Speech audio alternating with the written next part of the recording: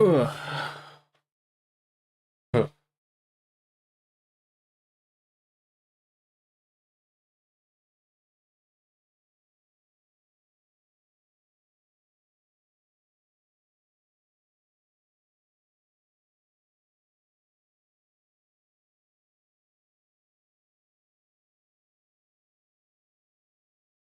Huh. Hey everyone, finally back.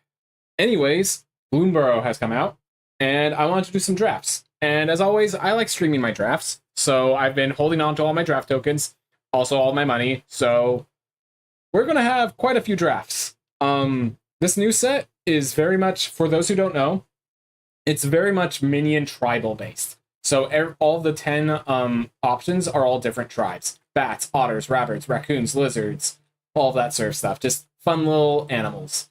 And that is. But yeah, as for my thoughts on the set, I obviously hasn't been long enough for me to make any precise thoughts. But my general, just like looking going into it, I'm.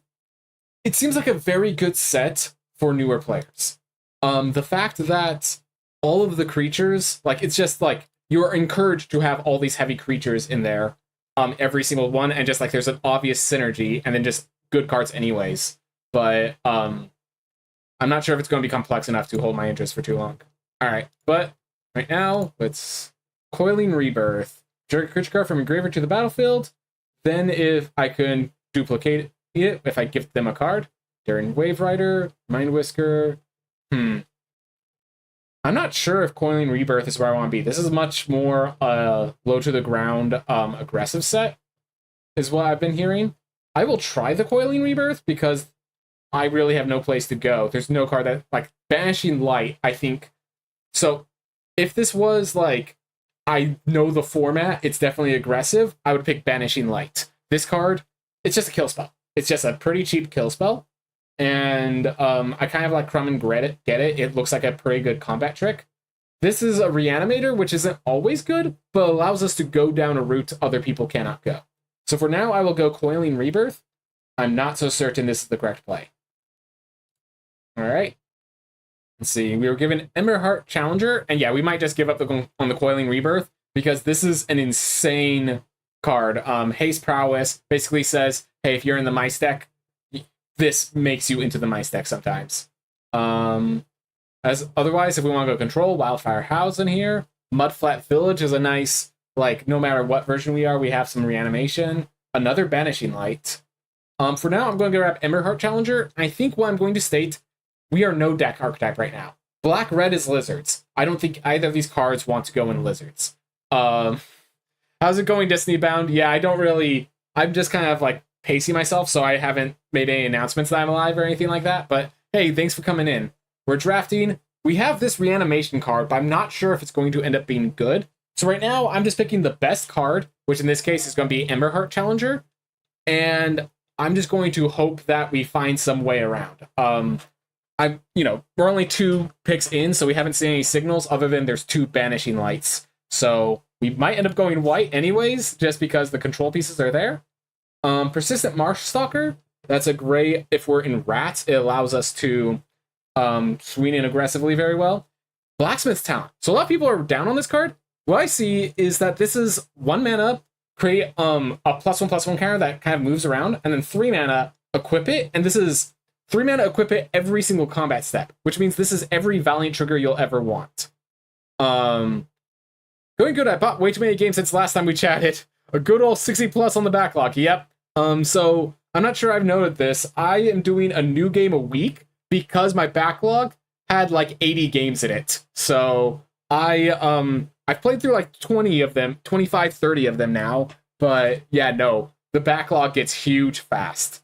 But yeah, I think Blacksmith's Talent is definitely the pick. Goes great with the Emberheart Challenger. And I think both of these cards are good in any red deck. Even if we end up being otters or something, this is perfectly fine. Otherwise, white is looking pretty solid. Rabbit Response, Warren Elder. So red-white is the hope, but we're not going to force anything. Bandit's Talent is another good, like, late-game trigger, and it keeps us in this black-red space. So honestly, Savor might be the better card. So, let's see. These 2 force us towards aggressive. This forces us towards control. This forces us towards control. Born Elder forces us towards aggressive again. And it's just probably the best card here for that sort of stuff. Night Fisher, okay. We're not going to be... So here's the thing. If we end up with this red space, we're going to be otters, not birds, so Night Fisher becomes slightly worse. But again, this is a 5-mana 4/5 flyer. That alone means this is going to be a good card in your deck. So yeah, you know what? That's my decision. Even if we have otters, 5-mana 4/5 flyer is good enough that you want to play it anyways. I've been on holiday for 3 months, and at start, I'd play through all the Assassin's Creed games. Got through Chapter 3 in the first game. Yep, I understand that. All right. Whisker Skill Quill Scribe. I think if we're going for this aggressive route, this is probably where we want to be.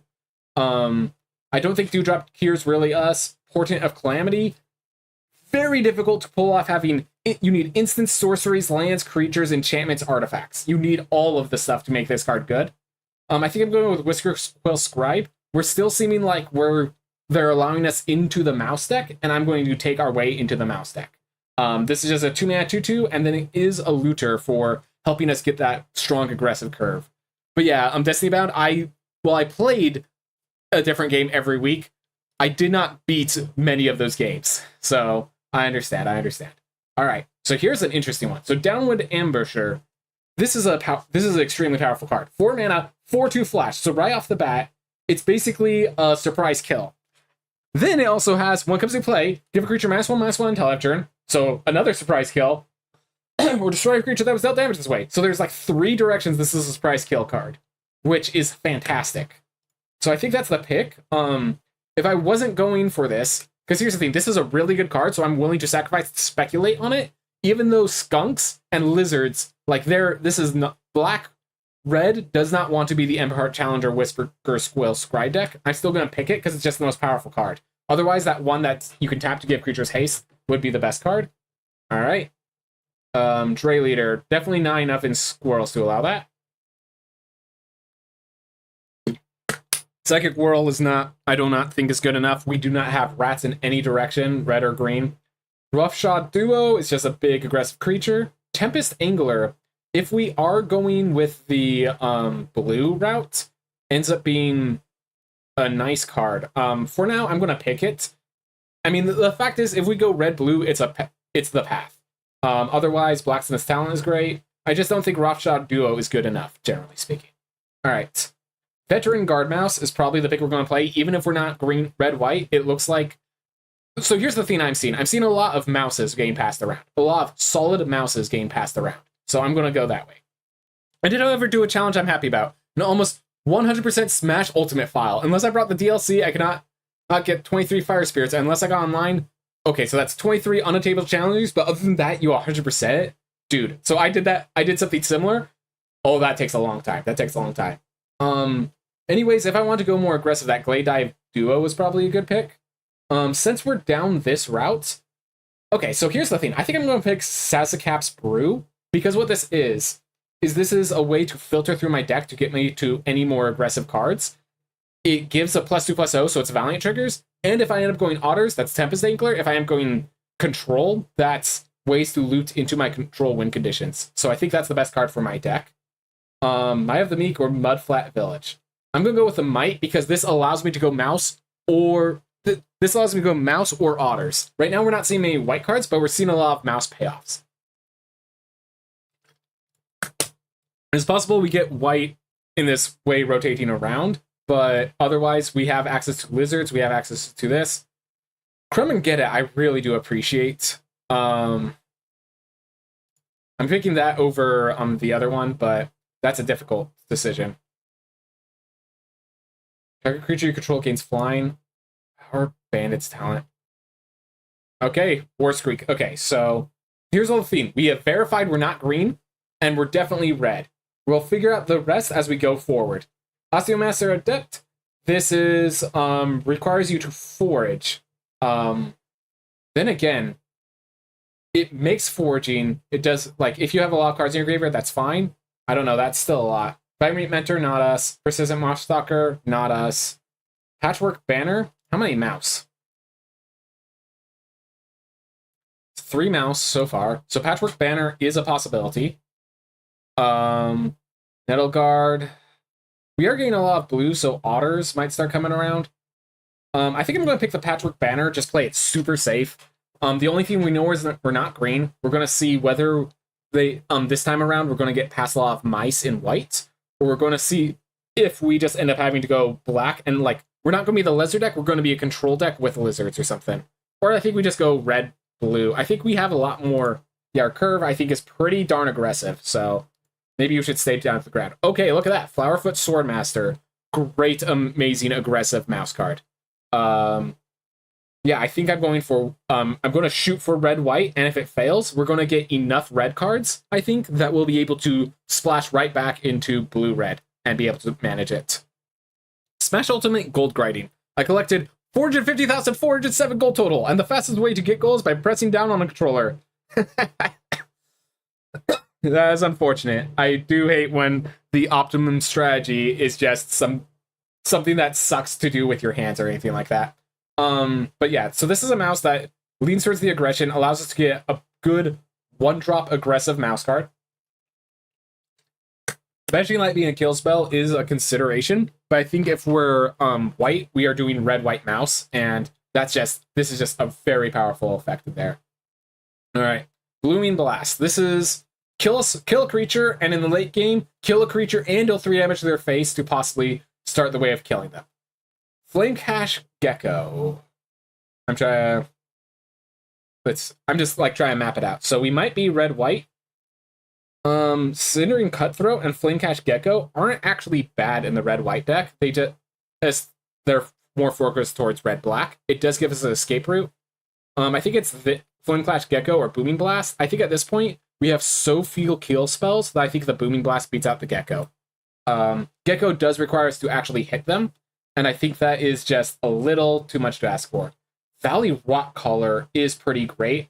I do have an idea for a deck with that, but I just can't pick it right now. Another Flame Cash, Take Out the Trash, is premium kill spell, 3 damage, sometimes can loot, but 2 mana, 3 damage is often good enough. I think this is the best card. This is pushing me to try to go for the otters, but I think it's best to stay course. Veteran Guard Mouse.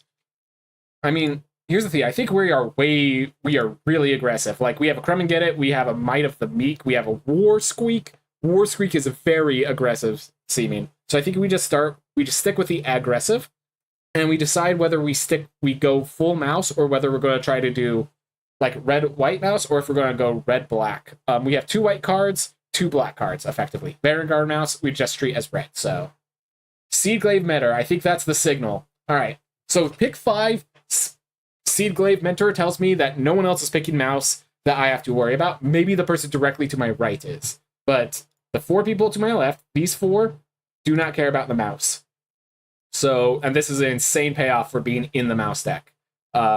As you trigger it, it gets bigger. Starts out as a 3 mana, 3/2 haste vigilance. Like, this is what the mouse deck wants. It pays them off. Also, a game over got and still trying to complete is the Binding of Isaac Repentance Plus. I knew that the requirements for 100% are, and I don't think I want to overdo it. Nope, I played Binding of Isaac as well.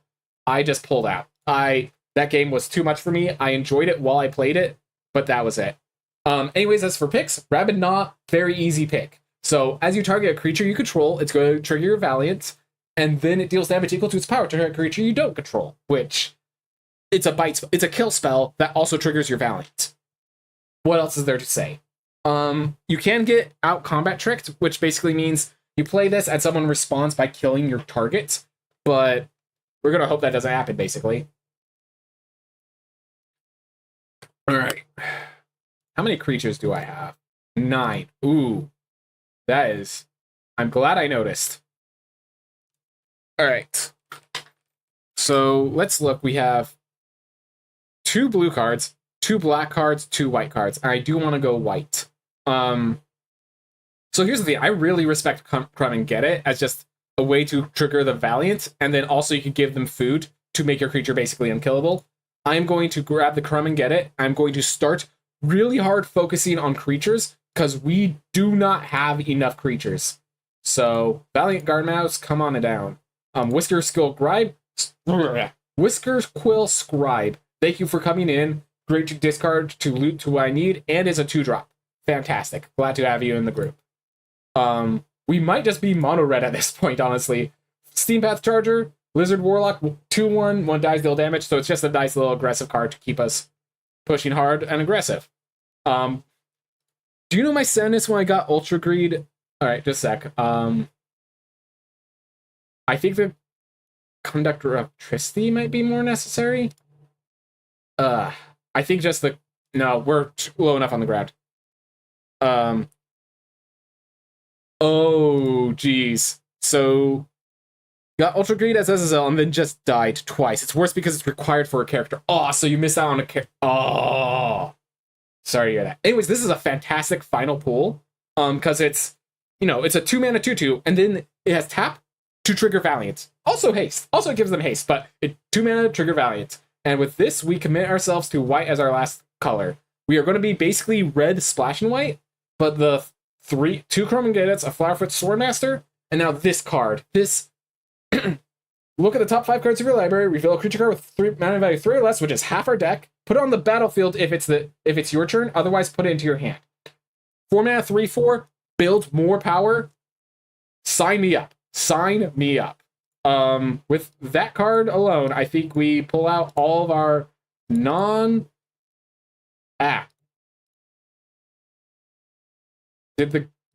there's something, it's not letting me pull out. Okay, whatever, we just deal with it. Sunspine Lynx, damage can't be prevented. I think Rockface Village is actually more important than Sunspine Leech, and Rabid Gnaw is probably more important than Rockface Village. Yeah, this is a kill spell that also targets our stuff. For some reason, it wasn't letting us pull these cards out of the deck when I was in the other form, so I'm going to just do it from here. Yep, so we're just red splashing blue. We're hoping to get this Rockface Village back, but I'm not expecting it. Either way, this Rabid Gnaw is going to be powerful enough. We are starting to get enough creatures, but we do want more. But this Sunspine Lynx is... We want our deck to be very low curve. All of these 2-drops is exactly where we want to be. We actually want more 1-drops if anything. Okay, Seedglaive Mentor, another 3-drop. Okay, we're very happy with another Seedglaive Mentor. I think we are in the right space. I got the game Ring Fit Adventure for the Switch. Once again, Nintendo knows how to make a darn good fitness game. Shame more games don't use the Ring Con as a cool concept. Yeah, dude, okay. I thought about getting Ring Fit, and the only reason I didn't is I just didn't have a space to exercise it from my Switch. I would have to, like, literally go port it somewhere, like, outside, just hope the battery lives, I could see it from the floor as I just do. At that point, it's like, why am I not just exercising it outside? But yeah, no, it looks fantastic. If I had a space for it, I probably could make a space and force myself to do it if I really felt that need. Yeah, no, it looks like a fantastic game. Yeah, that's awesome, bro. I'm going to pick Brazen Collector over the Banishing Light. We now have 2 Rabid Gnaws, and I believe we have a burn spell. Yeah, we have a Take Out the Trash and Blooming Blast. I did say we need more creatures. We want to get to like 15 creatures if we can help it. And this may not be a mouse, but it's a first striking raccoon. This is really hard to block. It gives us red, so it ramps us even further forward.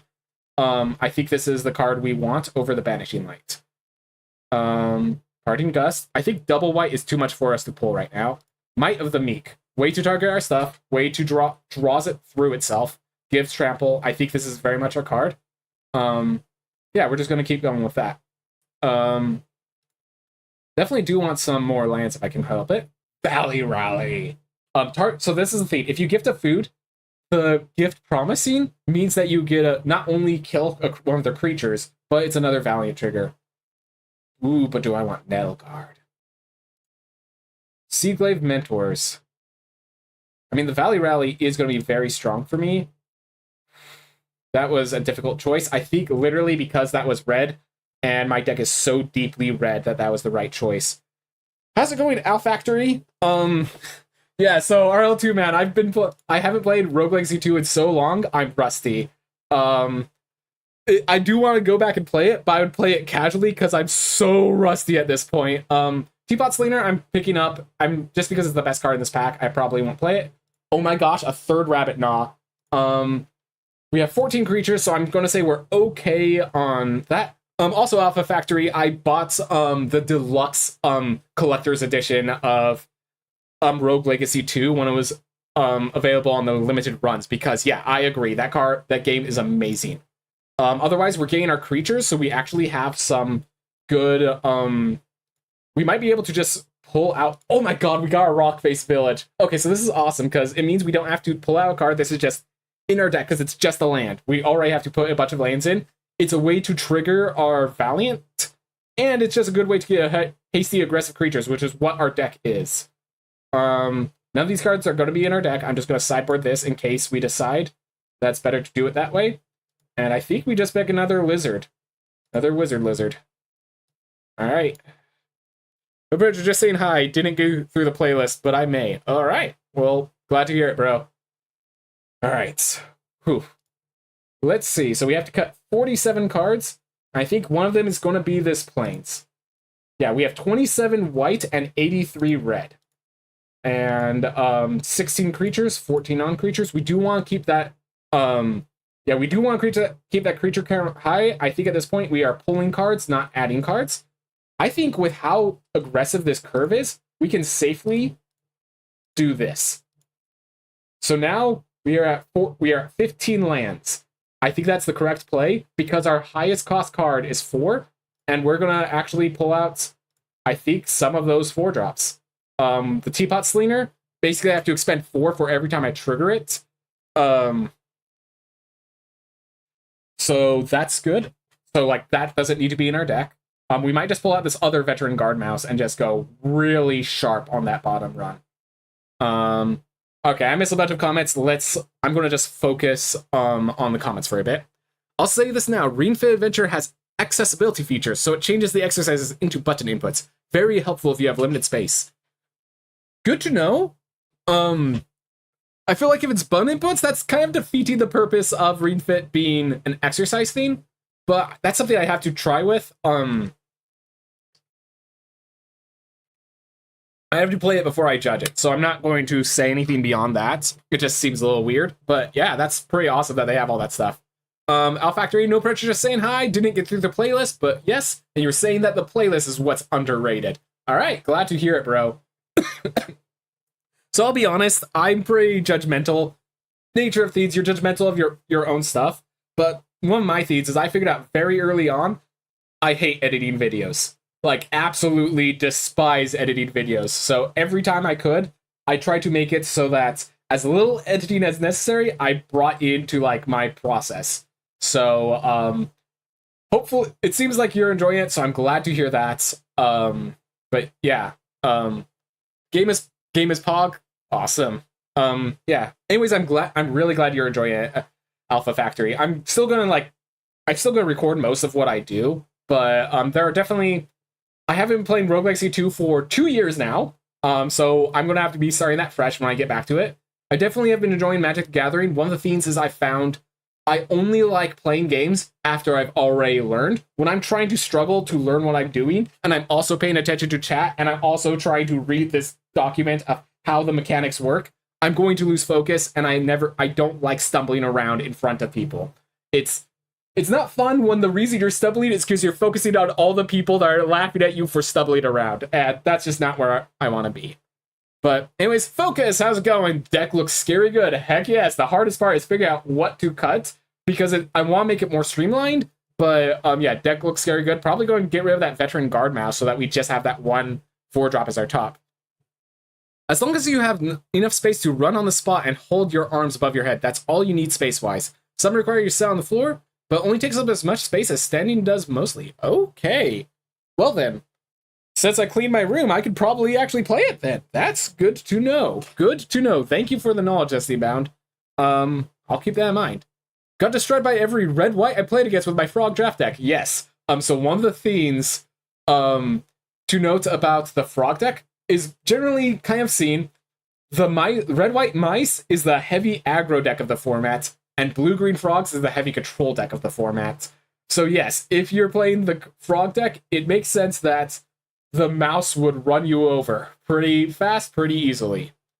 The reason I bought Ring Fit was because it was only £20, which is equivalent to the price of monthly subscription at local gym. Plus, makes me feel less insecure because I can exercise on my own. Yeah, so one of my biggest deals with exercising is that I don't know how to do all of my muscle groups. Like, I've been doing a lot of walking, I've been doing like these side push-ups, but I've been feeling like I've been doing the side push-ups wrong because my back's been hurting a bit. And I'm like, okay, I need to find an exercise that doesn't hurt my back. So having Ring Fit as my exercise equipment, I could see that being a really good idea. So I might end up, I'm starting to get interested in, yeah, I'm starting to get interested in Ring Fit just hearing you talk about it, Destiny Bound.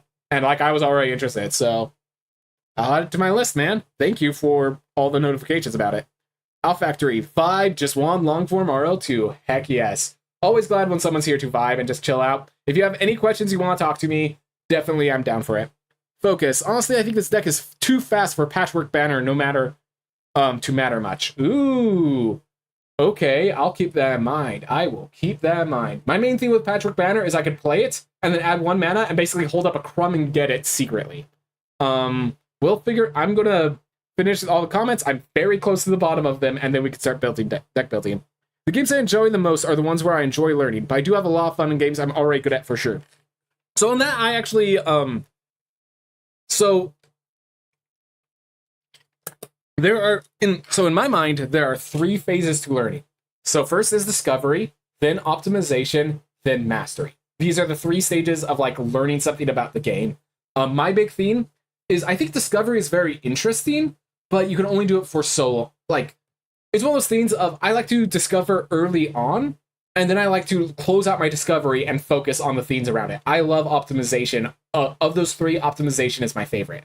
Discovery is like, think of Tunic or like Factorio or something like that, where you're starting to figure out, okay, this piece works with this piece works with this. Oh, how does this piece work with this? Oh, that's what happens. That's kind of discovery-based learning. Noita, a game Noita is known for having this just endless discovery loop, and you're always in that layer, and I don't like it because of that. I get why people absolutely love Noita because of that. That ain't me. I appreciate it. Optimization is my theme, and that's why I love Magic, because it allows all these little optimizations of, okay, what if I play this card instead of this card? What if I play this card instead of this card? What if I play this card instead of this card? Ooh. And that's where I love the optimization. And then mastery comes in. Obviously, when you're in the mood for mastery, mastery is amazing. The obvious statement is, obviously, when I was speed running Rogue Legacy 2, that is the epitome of mastery, of learning every little movement of like, oh, if I press this button to this button, it will then do attack. The attack space is about, I think it was 7 frames or something like that, between hitting the button and the attack actually landing. So you could pace out your attacks. And like, I'm not sure the exact frame count, but it's just like instinctual that, oh, when I attack, it will come out this much later. So attack now, it will come out in time for this, and then I can move back, and all of those little mastery micro elements. And in Magic the Gathering, mastery is shown by learning how to precisely pilot a deck in standard or something like that. You might notice I like draft more than standard. I do think optimization is my favorite of the 3 discovery types, of the 3 learning types, but optimization, by its nature, once you have fully optimized, you're done. Yeah. So there's not many ways to do that other than like grinding, and also the act of once you have optimized mentally, optimizing manually, like, you know, grinding for experience or whatever, that becomes much less fun. All right. Ring Fit not only shows you how to do all the exercises, but also tells you what area the exercise is working on. So if you do an overhead push, it will tell you it works on the arms and biceps. Okay. Yep. So I knew that about Ring Fit, which is why I'm more interested in knowing that's a small space so I can actually do it in time. If I keep coming, he'll never finish reading it out. As a Switch lover, I feel I have no excuses for not having Ring Fit yet. Hey, having to pay for bills. That's an excuse. All right. Brawlhalla is too stressful for me nowadays, but I adored learning my opponent every game. Yep, that's exactly it. So learning the game and like how to move your character is optimization. Learning your opponent is mastery. That would be how I would say it. And yes, that is one of the things that I've been slowly picking up on. And like, that's the example of me picking optimization over mastery. I love Smash Bros for like learning the little intricacies of my character. But because I focused so much on learning the intricacies, I only recently started like picking up on opponents' maneuvers. I think it was because I played someone who was so low below my level that I started like picking up, this is what they're doing wrong. And just seeing how well I could just absolutely abuse that. I'm like, oh, this is what top level players are doing to me. This is why I don't make it out of pools. Got it. Okay, that's what I'm doing wrong. But yeah, no, definitely. One of the themes with Magic the Gathering, the reason I'm not playing it so often is it does get kind of stressful sometimes trying to like optimize your deck, and a little misplay costs you this game, which causes you to get your third loss, which means you lose all of the gems you invested into this. And I understand how things can get stressful. You do not want too many stressful things in your life. Like, I would say that these sort of video games are perfect for, it's like, life is chill, let's up the intensity with fun, versus my life is stressful, I need to pull back and just veg out and enjoy myself with low stress environments. This is a high stress entertainment versus low stress entertainment.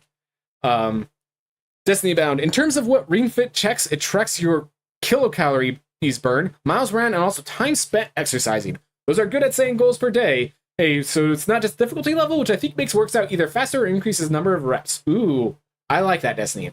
Yeah.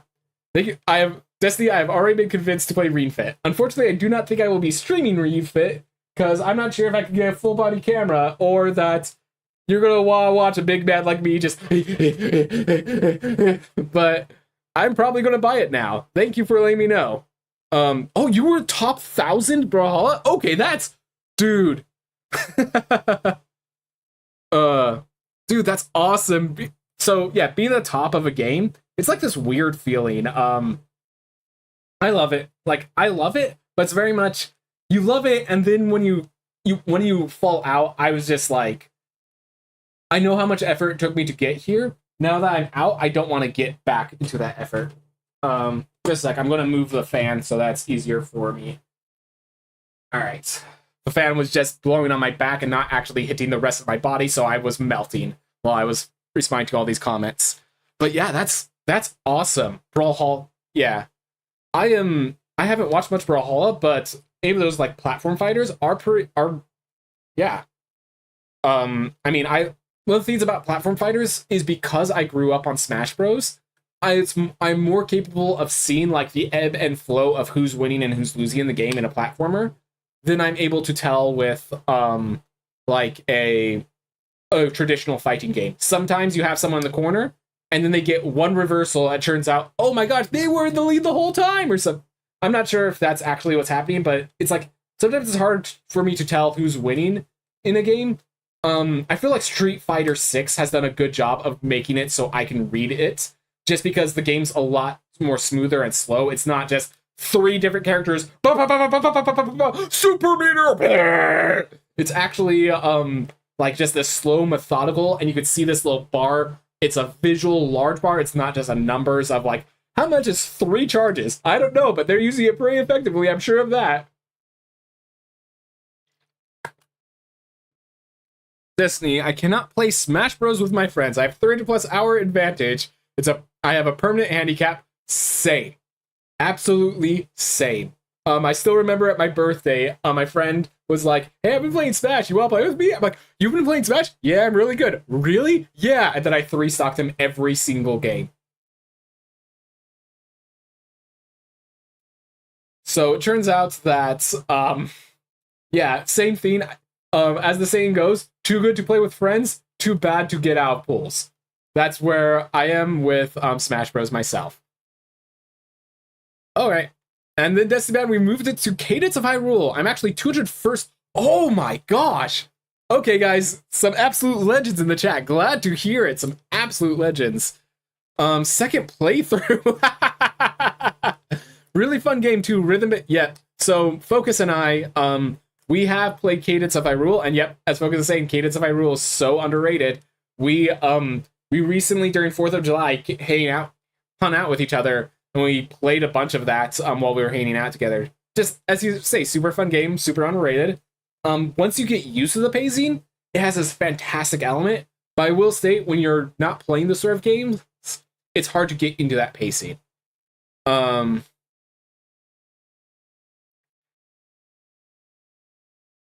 That's just as much of a turnaround in 4-6 button fighters as it would be in platform fighters.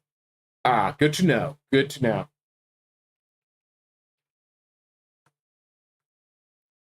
Oh, Crypt of the Necrodancer is so much greater than Cadence of Hyrule. Sorry, not sorry. Listen, I watched a speedrun of Crypt of the Necrodancer. I'll actually give you respect there. It's the general theme of Cadence of Hyrule is my entry point into the grander scheme, and I'm not ready to open myself to the grander scheme. So you don't have to be sorry about that. I know that Cadence of Hyrule is not here to be like super intense. It's just meant to be this fun little thing. I honestly, I respect it. I fully respect it, Owl Factory. So, don't have to re-apologize. Hack the top score for Crypt of the Necrodancer, but they cleaned those leaderboards. Alright, yeah, that's a good thing. Don't want to hack those. I just do not like... Like, what are you winning if you're hacking the leaderboards? That just invalidates it. Like, when I was playing Super Hexagon, I think it's a game where you have to survive as long as you can, and the number one rank, I think I mathed it out, was 3 months straight of playing the game. I'm like, no, you didn't. Yeah, exactly. Focus, I'm also a Zelda stan, so that's the main appeal for me. Yep. Alright. So, let's get to the deck. So, 14 creatures. Okay, so really quick. So here's a little trick. T:CRE. This splits up my creatures to non-creatures so we can see what our curve looks like. So we have 1, 2, 3, 4, 5, 6, 7, 8, 9 2-drops. I think that has too many 2-drops, and Steampath Charger is the obvious weak link. We will take out one Steampath Charger. Alright.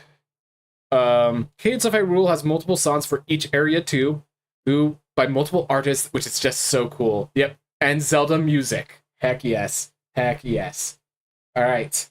Is there anything here that I want to pull? Let's actually count. So we have 8 mouse. Alright, we have 8 mouse. We're keeping the banner in. We are keeping the banner inside the deck. So, Patrick Banner, you have found your spots. I'm not sure about this War Squeak. I'm not sure about this Veteran Guard mouse. Those are my two biggest questions. We have 13 creatures now, so I do not want to pull out any more creatures. I think this is an aggressive enough deck that we do not want to pull out any more creatures. Or do I? Mana value 3 or less? Let's see if I suffer for my decisions here. Pull land.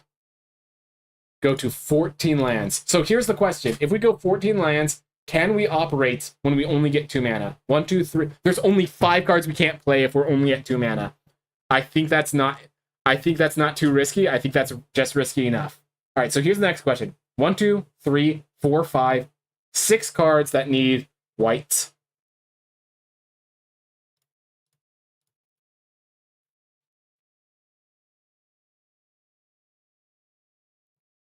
This is an ambitious deck, people. This is a recklessly ambitious deck. I'm wondering if I should pull... Okay, I think I had a sharp enough curve. I'm going to pull out one of those Steam Baths and put back in... Where's my... Thank you. Put in one of those guard mouses. Just that I think with... We already have enough 2-mana creatures. I would rather have another mouse than this. Like, this seems like a pretty bad 2-drop. We already have Whiskers Kill Scribes, which are probably better for us. Raccoon Rallier, which is great. Like, everything else is great. I have no actually idea what the card game is about, but I shall say the quote, "I like your funny words, Magic Man." Thank you. I just saw heck yes, we ball. Alright. 14 lands, people. 12 creatures. Hopefully this works. This is very recklessly ambitious in a lot of ways. We have to draw the creatures, we need to draw the lands. This is funky. Yeah, no, I've just been convinced to go back. We want the Charger because we just are that steep of a curve. Alright. So this is about what this game is about is us screaming, swinging at their face, and hoping they die. That's basically what this archetype is. We are the aggro deck, hard and hard. So good luck, good luck. Thank you. I think we just need to start playing. But yeah, feel free to keep talking and commenting. I'd love to keep chatting. Pray we draw the cards in the order we need them. We're going to get a 2-drop. That is guaranteed. The question is, will we get our 3rd land for the 3-drop?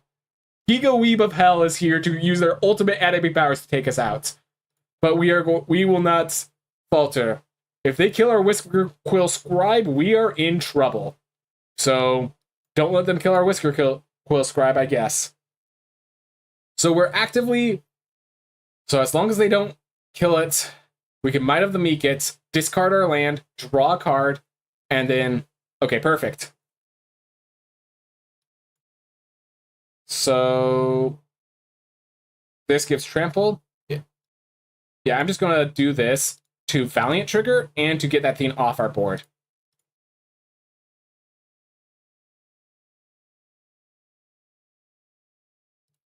I'm going to save the Might of the Meek as a resolve trigger later. I think it is more valuable as a resolve trigger than as a card draw stuff.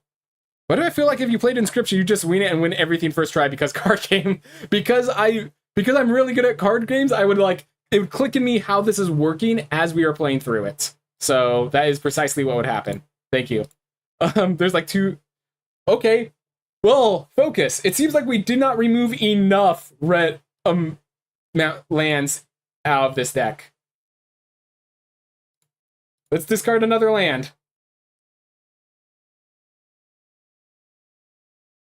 I think it's worthwhile to take out the trash.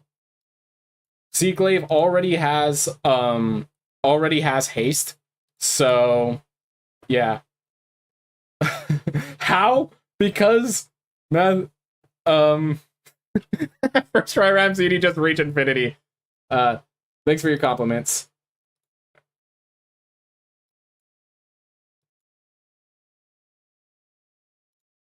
This thing has vigilance. All right. We bait with a 2-drop. Oh man, what? So if they block with a 2-drop, their creatures would survive and they take 1 more damage. They just killed it to save 3 health. So either they're board cleaning right now, they're not. Alright. I think it's actually preferable to use this to discard a card.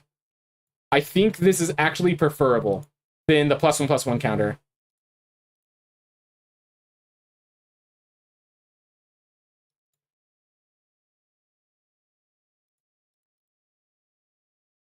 So we lost out on damage, but we got a stronger curve. I'm keeping that land so we can discard. Oof. Ultra 2, now Shovel Knight Joustus, however, that's the true card game. Oh, I played Shovel Knight Joustus. I am good at that game. Don't you worry. Alright, at this point, we do something called just charging in. So the basic thing is they're at 6 health. So we're going to attack with all.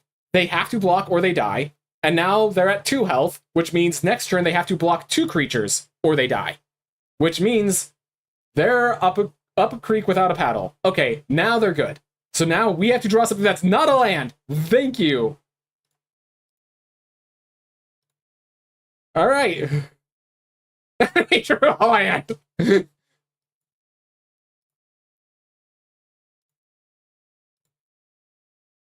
All right.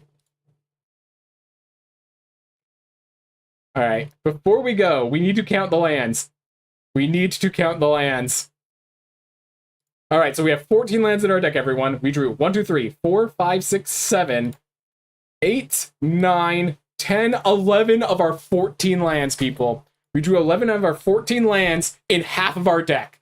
There are 3 lands left in the entire half of our deck left.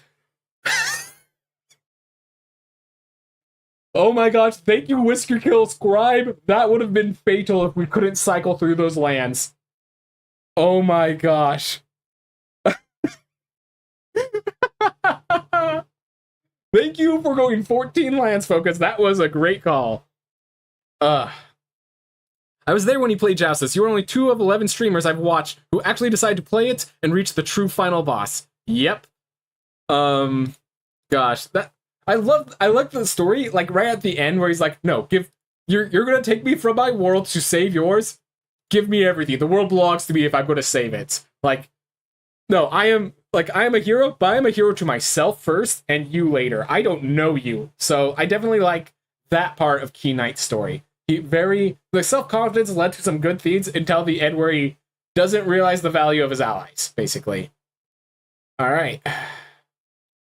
Keep 7. We're going first. So Whisker Kill Scribe into Seaglade Mentor. And then hopefully we can just keep the aggression rolling. Flamecatch Gecko is definitely not as strong as I want it to be. That is a very powerful card that we might... Nope. I just did the math. We do not have to Rabid Gnaw this. If they attack, I will not block because they can pump.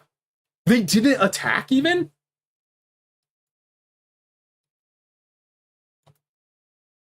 So this has haste, so we're playing it first. Alright, someone does not know how Lizard deck works. Valley Flamecaller. Do not care. Alright. Step 1, Rabid Gnaw, eat you for breakfast.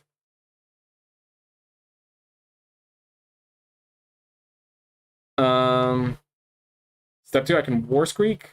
Is that necessary? No, here's the better play. I just found the better play. So now they're at 8 health. And like, notice how their health is now already at half and it's turn 4. And then I can use this mana to then loot. Awesome. Patrick Banner, make my mouse bigger, War Squeak, and just finish the game. I know there's a lot of cool cards being thrown around, but I'm distracted by the googly-eyed rock. Oh yes, the best. They have this stupid trophy. We have the real prize here. All right, Patrick Banner, all my mouses are now big and scary. War Squeak, this mouse is big. Okay, no. Let's split up the damage. They just conceded because they knew what was going. So in case you were wondering, what was about to happen is I was going to War Squeak them, which makes it so they can't block. I get stronger. And yeah, so I'd make it so that this Bark Shooter could not block this turn. I attack with all of these. They could only chump block the 5/4. They would take 4, 5, 6 damage, be at 1 health. But yeah. Honestly, that is the best thing, Destiny Bound. This Googly Eye Pet Rock is the best thing. They offered it up as the pet for April Fool's Day, and it is the best pet. If you didn't play on April Fool's Day, my condolences, because by far, you are correct. The Googly Eyed Rock is the best pet. Played through all of Far Cry 3. I was forced to learn how to play poker. Still don't know how to play poker. It's called Weaning It. Yeah, I just know my kind of competitive mind. I do not want to get into poker. It is a game I will get into, and I will not be happy because I got into it. All right, we're going second this time, but we have Flowerfoot Swordmaster into Emberheart Challenger, which is 1-drop into 2-drop, high aggression curve. We have a Blooming Blast to kill their creatures, Crumb and Get It to blow them out when they block improperly. I'd say we're good. Yep. And 2 lands, that is as many as we need in this deck. All right. Yep. So this card has Offspring in case we have a bunch of mana, but we drew it 1 turn. It's called Gambling with Style. Yep. I just call it gambling without much sense of the the cost of your actions. All right. Well, we're against frogs, so one of the problems with Magic the Gathering that's come around is that going first is becoming a devastatingly powerful advantage where it shouldn't be.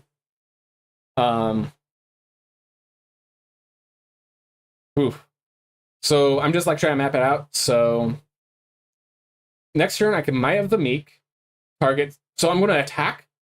Have Might of the Meek and Crumb and Get It up to combat trick my opponent out. Or I could Booming Blast. Okay. I have a few options. Might of the Meek does not trade profitably. All right. So here's the question. Do I want to gift the treasure to deal 3 damage? So, hold up. If I Might of the Meek this will deal 3. That will deal 7. Yeah, okay. This is gift a treasure. Create a treasure token before its other effects. All right. I do not want to give this deck a treasure, I think. I think I've decided. Let's start by Might of the Meeking to make this creature bigger and give ourselves a bunch of damage. And it draws us a card. We should see where our card draw is. I'm not going to give them a treasure. I do not want them ramping into a good card. And now we deal 8 damage, and they are at 9 health, which means another turn like that is lethal. I press button, number goes up. I press button, again, I lose everything.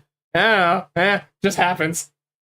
I still remember when someone first did an all-in on me, and I had like 3 times their wealth. I'm like, what the hell is this? What did I just... what? No, I know... Sticky Ton Sentinel. And this is where Crumb and Get It is going to... Yep, and so they're... Okay. Okay? They already played a land this turn. That seems like a really bad... You can choose not to, by the way, sir. You can choose not to. Alright. Here's my plan. So I'm going to Might of the Meek at instant speed, see what's on top of my library, see if there's anything worth putting in there. Alright, well, I played my land, unfortunately, already. That's okay. I'm going to attack with both. I have Crumb and Get It as a combat trick. So that Fiend has Trample. And now I Crumb and Get It without gifting a food. And this thing, the Prowess triggers, making this guy bigger. And this thing has Trample. They're at 2 health. Also, here's a Gecko. Next turn I have Seedglade Mentor, and they need, how many blockers? Several? They have 4 lands because they bounced the land for some godforsaken reason. They didn't understand how that works. Can't beat Luigi Casino. Oh my god, the Luigi Casino from, what's it, Super Mario Bros. 64 DS. Yeah, that game was fantastic. Oh my gosh, I know exactly what you're talking about, Destiny Bound 2. That is how I learned it as well. I literally had a point where I was trying to get rid of my chips because I just wanted the game to end and see what my score was. And I could not lose.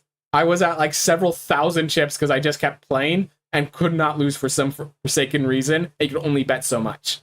Anyways, worth noting, my 3-drops got stuck in my hand because of how aggressive my curve is. Oh man.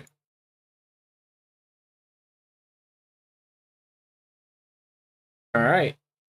Well, package crew. Oof. Oh man. Deck's insane. And because the deck is so mentally relaxing because of how ungodly aggressive it is, I gotta chill and talk with chat, which I always love talking with chat. But yeah, it's so funny that you also learned the Luigi Casino through freaking Super Mario 64 DS. That was my first time playing Super Mario 64, so... I mean, no, I played it at a friend's house when I was younger, but I never owned it, I guess is what I should say.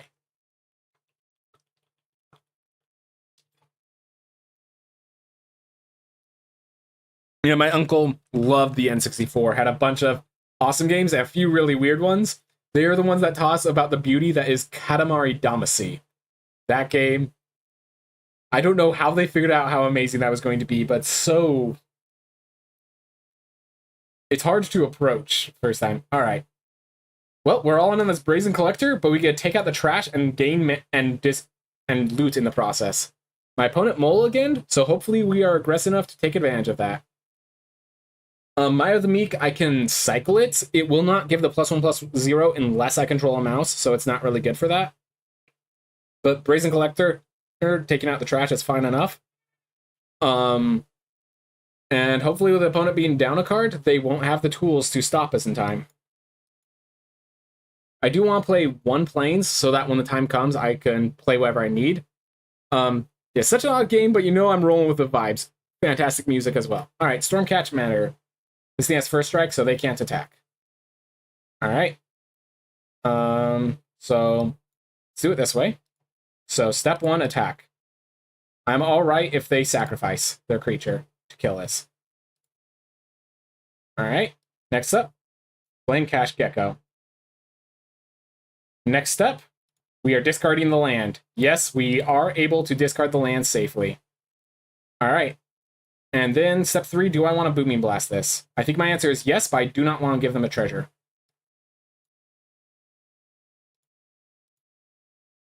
So here's the thing, that is a 1/1, which isn't threatening, but it has instant sorceries cost 1 less to cast, which means it's a lot easier for it to get into like a lot of good stuff off that process. So now they're playing a tap land. They can't play their 3-mana spell. They play a 1-mana blue otter.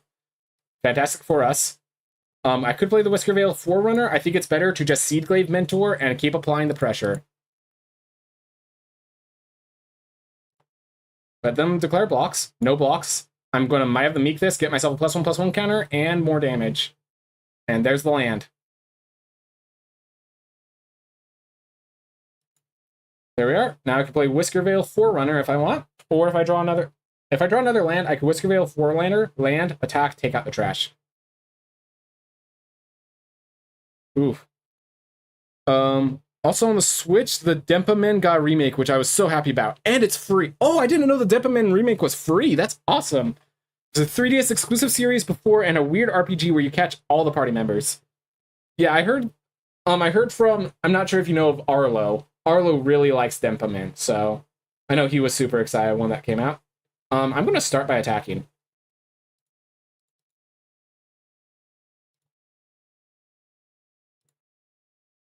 That does not threaten me. I'm going to play Whiskervale Forerunner.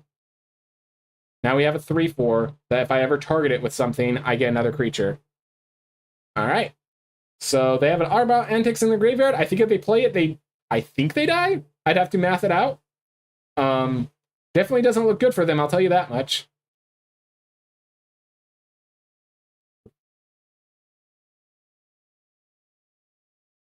Okay, that's a threat.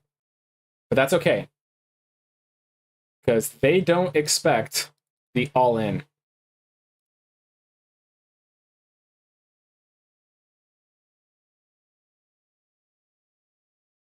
That's a perfectly acceptable block for me. And I will show you why. So they are tapped out on mana. So let's take out the trash, deals 3 damage to a creature or planeswalker. Let's take out the trash. And I think the Whiskerhill Scribe is unnecessary here. Perfection. And I can offspring it. So now I have a bunch of creatures that they can't really stop. Raccoon Rallier is also good because I could have used it to trigger Valiant on a lot of stuff, but wow, they had 2. But here's the thing. I have enough creatures that I don't think that matters.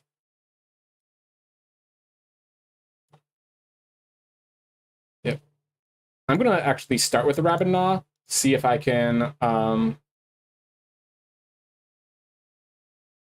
You know, I should have targeted the Flowerfoot Swordmaster just to get these creatures more power.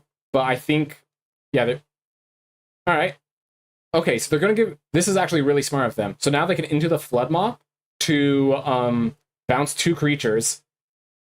But they gave me a bunch of card draw, but they're keeping themselves alive. No card to choose. Darn.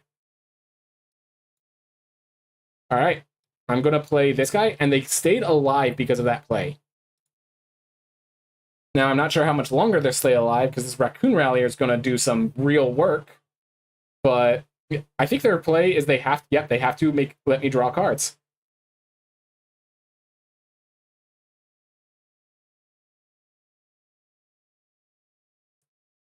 All right. Let's see. So first things first. Whiskervale Forerunner. I'm going to give it haste. And it comes into play, correct? Enter the battlefield. Then I can actually Sleeveglaive Mentor kill the Oania. Or I could Flowerfoot Swordmaster kill that. This has haste now. Yeah, this is lethal. So target a creature I control, target a creature they control. The +1/+0, and the missing blocker is enough that this is lethal. There we are. Whew. Yeah, that last Nintendo Direct was amazing. The last Nintendo, compared to every other game showcase, they truly went, I'm gonna save the best to last. Yeah, this is the last Nintendo Direct of the Switch library, and they were like, okay, here's the reason you bought the Switch, all right, everyone. Make sure everything's on the table. One thing someone noted was that Metroid Prime 4 was promised on the Switch, and now it's probably the last title the Switch will ever get, which is actually hilarious, and like, we kept to our promises, everyone, sort of thing. I thought that was great. The Xbox 360 stores have completely shut down. The homepage looks so empty without any advertisements. They even took Bean away. So yeah, you cannot download a DLC or demos either. Huh? Now that's sad when a shop closes down. I remember when the 3DS and Wii U shop shut down. That makes me sad. Wait, you can't download the demos either? Oh no. I think there's some games that I needed to download on my 3DS that I never did. Oh no. There's some games that I lost.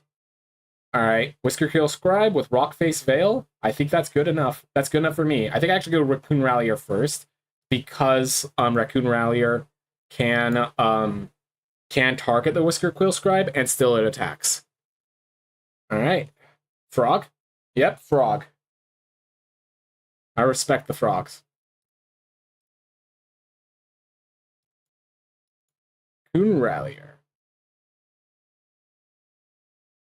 Alright, our lack of lands is showing, but we have a draw into them.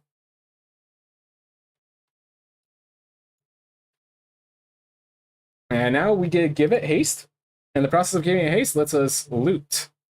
I think the Valley Rally is probably not where we want to be, when we could be drawing a land. Attacking just lets us get blown out. We have our mana tapped, so we can't blow out in response. You can't get any themes on the 3DS either unless you pre-downloaded any. Thankfully, Nintendo was nice enough to keep all the basic colors for you. Ah, good to know. Alright, so now we're going to go for the blowout. So, yeah, I think I just use this. I think I don't need the Sazgap's Brew anymore. Play a land. I'm going to start by attacking. See if they block. Yep. Alright. So now I can Rabid Gnaw kill both if I want. No, I think I want Maya of the Meek and play Emberheart Challenger after. So this kills. And now I have the Emberheart.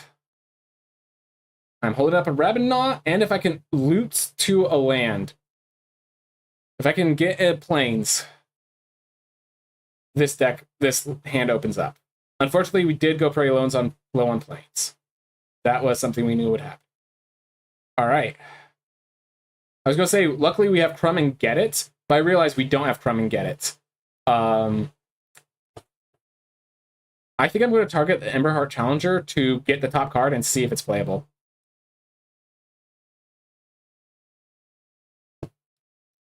Unfortunately, that's our play, I think. I can't get through this Bruiser with Rabid Gnaw. It involves sacrificing my creature, and I'm not willing to do that right now. Opponent has actually locked us out. And being that it looks like they're just straight green-black control, honestly. So we have to deal with that. They're already at 6 mana. They're holding up... Okay, I can tell you precisely what they're holding up. It's a 6 mana Vigilance Reach monstrosity. So let's see. Turn that to 4. I can kill it. Alright. So War Squeak. Target a creature. Prowess gets myself trigger there. Awesome. Get myself more lands.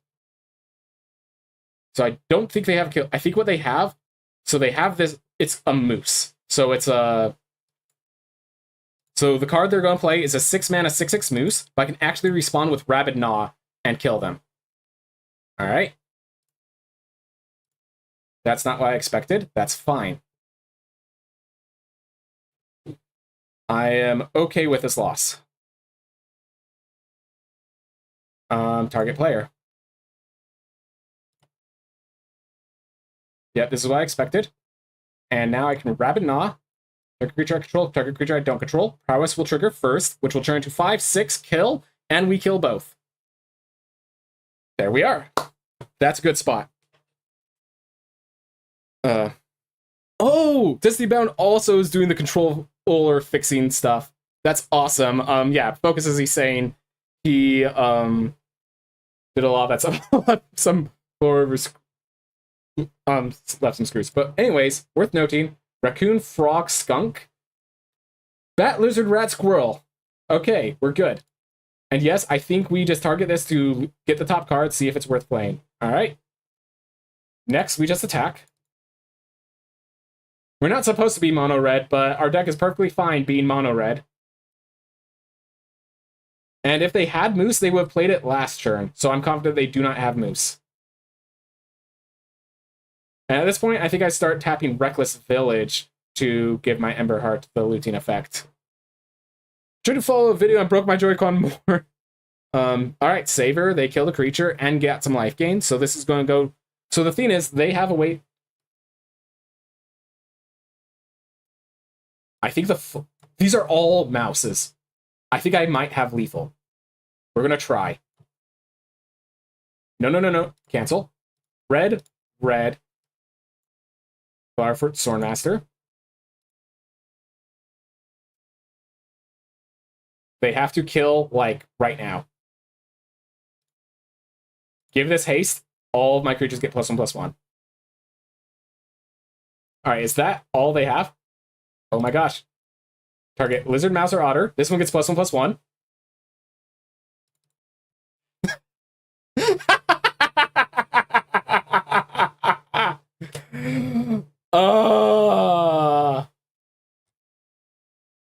So yeah, Flowerfoot Swordmaster is good. You see why it's in the deck now. Oh my gosh. Oh, that was good. Oh, that was good. So all I need to do was draw planes.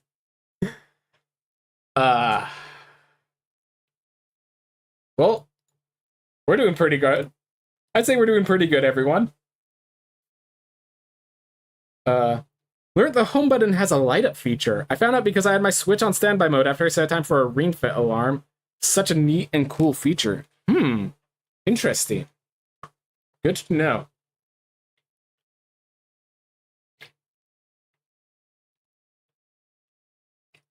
But yeah, Destiny, if Focus starts streaming and you manage to catch it, talking about all this Joy-Con stuff with him, he would love it.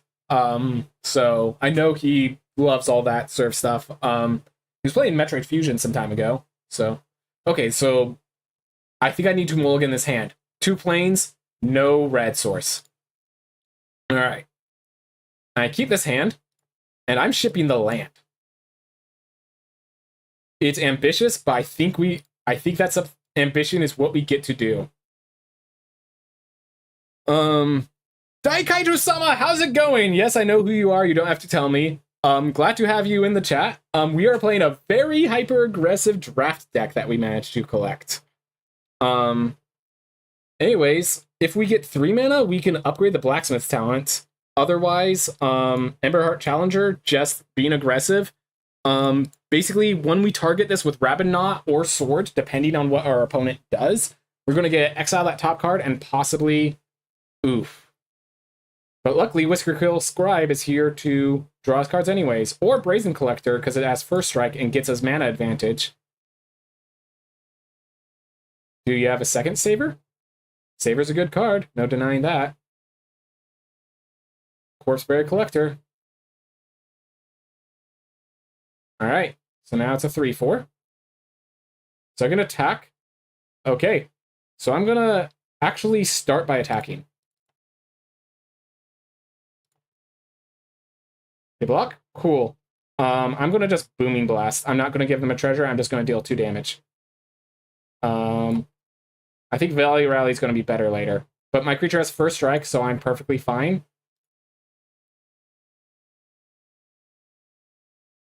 There you are. Alright. Next stuff. So unfortunately we are mana screwed, but like the whole reason we went to 14 lands is because we could survive on this mana screw. Alright. I think I'm gonna attack first. Force them to respond. Force them to respond. Nothing gives me more life, so that's gonna go through. I think I'm gonna upgrade the talent and play the creature next turn. If I draw a land, I can Whiskerquill and give it haste. And like it's gonna be targeted anyways. Yep. So here's the question. Do I want to haste out 4 damage against this? Yes, I do not want to bother with other stuff, so let's just give this guy haste and keep it moving. I think the Valley Rally has lost its moment. And then this comes in. I get to attach that and attack for 4. All right. If they block, there's no Skull Crack in this format, so we're fine with that 1 black mana. I do not think there's any combat trick they could use to stop me here. All right. Yeah. Feel free to lurk that kaiju. That's perfectly fine. Thank you. All right. So yeah, they block, and so they want the Bonebreaker Orator in the graveyard, but it's not that valuable in the graveyard, honestly. I'm gonna, yeah. Crypt creatures have double strike and haste. You gonna kill my creature? You kind of have to now.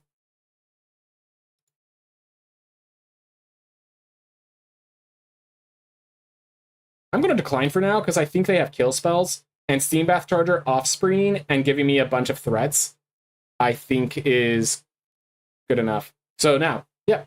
So now they had to Nocturnal Hunger, and now the Steambath Charger just being a offspring card is good. Yep. So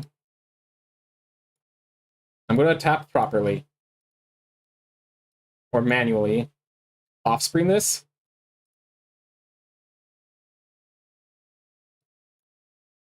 I'm going to give this one haste. And this one I'm going to equip. And now they both have haste. There's 8 damage. Have fun, opponent. Oof. It's almost 1 a.m. and where you're at? Ah. All right, so now this is a 3/4, and I just Rabid Gnaw, and I think that's lethal. Yep, Rabid Gnaw. Yep. This deck is insane. This deck is absolutely insane. Look at these old friendos. How's it going, Magic Pope? We're playing Magic the Gathering, and we have this insane, aggressive red-white deck with 14 lands. Yeah, 1 a.m. is a vibe. There are nights where I stay up till 1 a.m. myself. Our opponent was... So here's the question. I think my opponent was mana screwed. I think they were green-black, because a lot of their cards, they were trying to go squirrels. And they got mana screwed, and I have enough aggressive curve to take advantage of it, even though they had a pretty good hand despite having only 1 color. It is entirely possible they were mono-black. But yeah, they were just being at 3 lands. My deck's able to operate at 3 lands. Theirs was not. That is basically the story. It's a vibe until I wake up at 5 a.m. because I'm a maniac with an internal... Oh my gosh, you have one of those too. Luckily, I've learned to make my internal wake-up alarm shut back down, but I do wake up every night at 6 a.m. myself. Suspicious hand. This might be a dangerous keep. My reason for doing it is twofold. 1, creature, kill spell, combat trick. Like, I have tools. 2, like... So here's what I'm going to do. I'm going to attack. If they block, I'll Mai of the Meek. If they don't block, I'll Rabid Gnaw. Either way, I'm in a good spot. And so the reason we're using the kill spell here, this deck, in case you're wondering, when the lizard deck needs you to lose life every turn, so if you can stop them from gaining their life, they're in trouble. So, yep. All right. Do I want another Rabid Gnaw just to keep the aggression rolling? Possibly. This card's pretty darn good. I definitely want to kill it. The question is, do I want to attack and Crumb and get it, or do I want to just Rabid Gnaw and keep the thing open? I can't Might of the Meek it, so I think because Might of the Meek is going to give trample on a future turn, I do just Rabid Gnaw.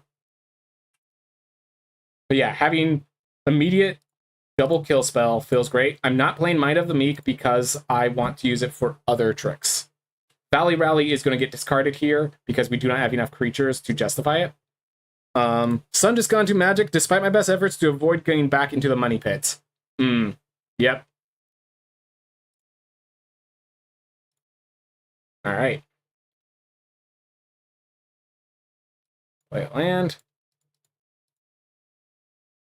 Keep the pressure. If they don't block, I think that is a sign that they need this creature to survive on their side. Do I? Yeah, I think I just do this because I need the card draw. I can wait till their turn, though. Because if I... Yeah. So I'm going to use the rest of my mana to play Shaza Cap's Brew, but I'm not giving them the tapped fish.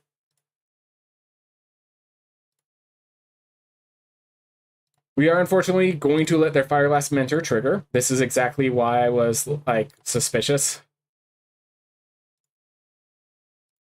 Ravine Raider. But they don't have enough black. Did they play their land already? They did not. Alright. They had another Ravine Raider. Alright. No gift. We just want to get rid of this Valley Rally. Get myself some pressure. Awesome. Yep, perfect. No fear. A little fear. No blocks. All right.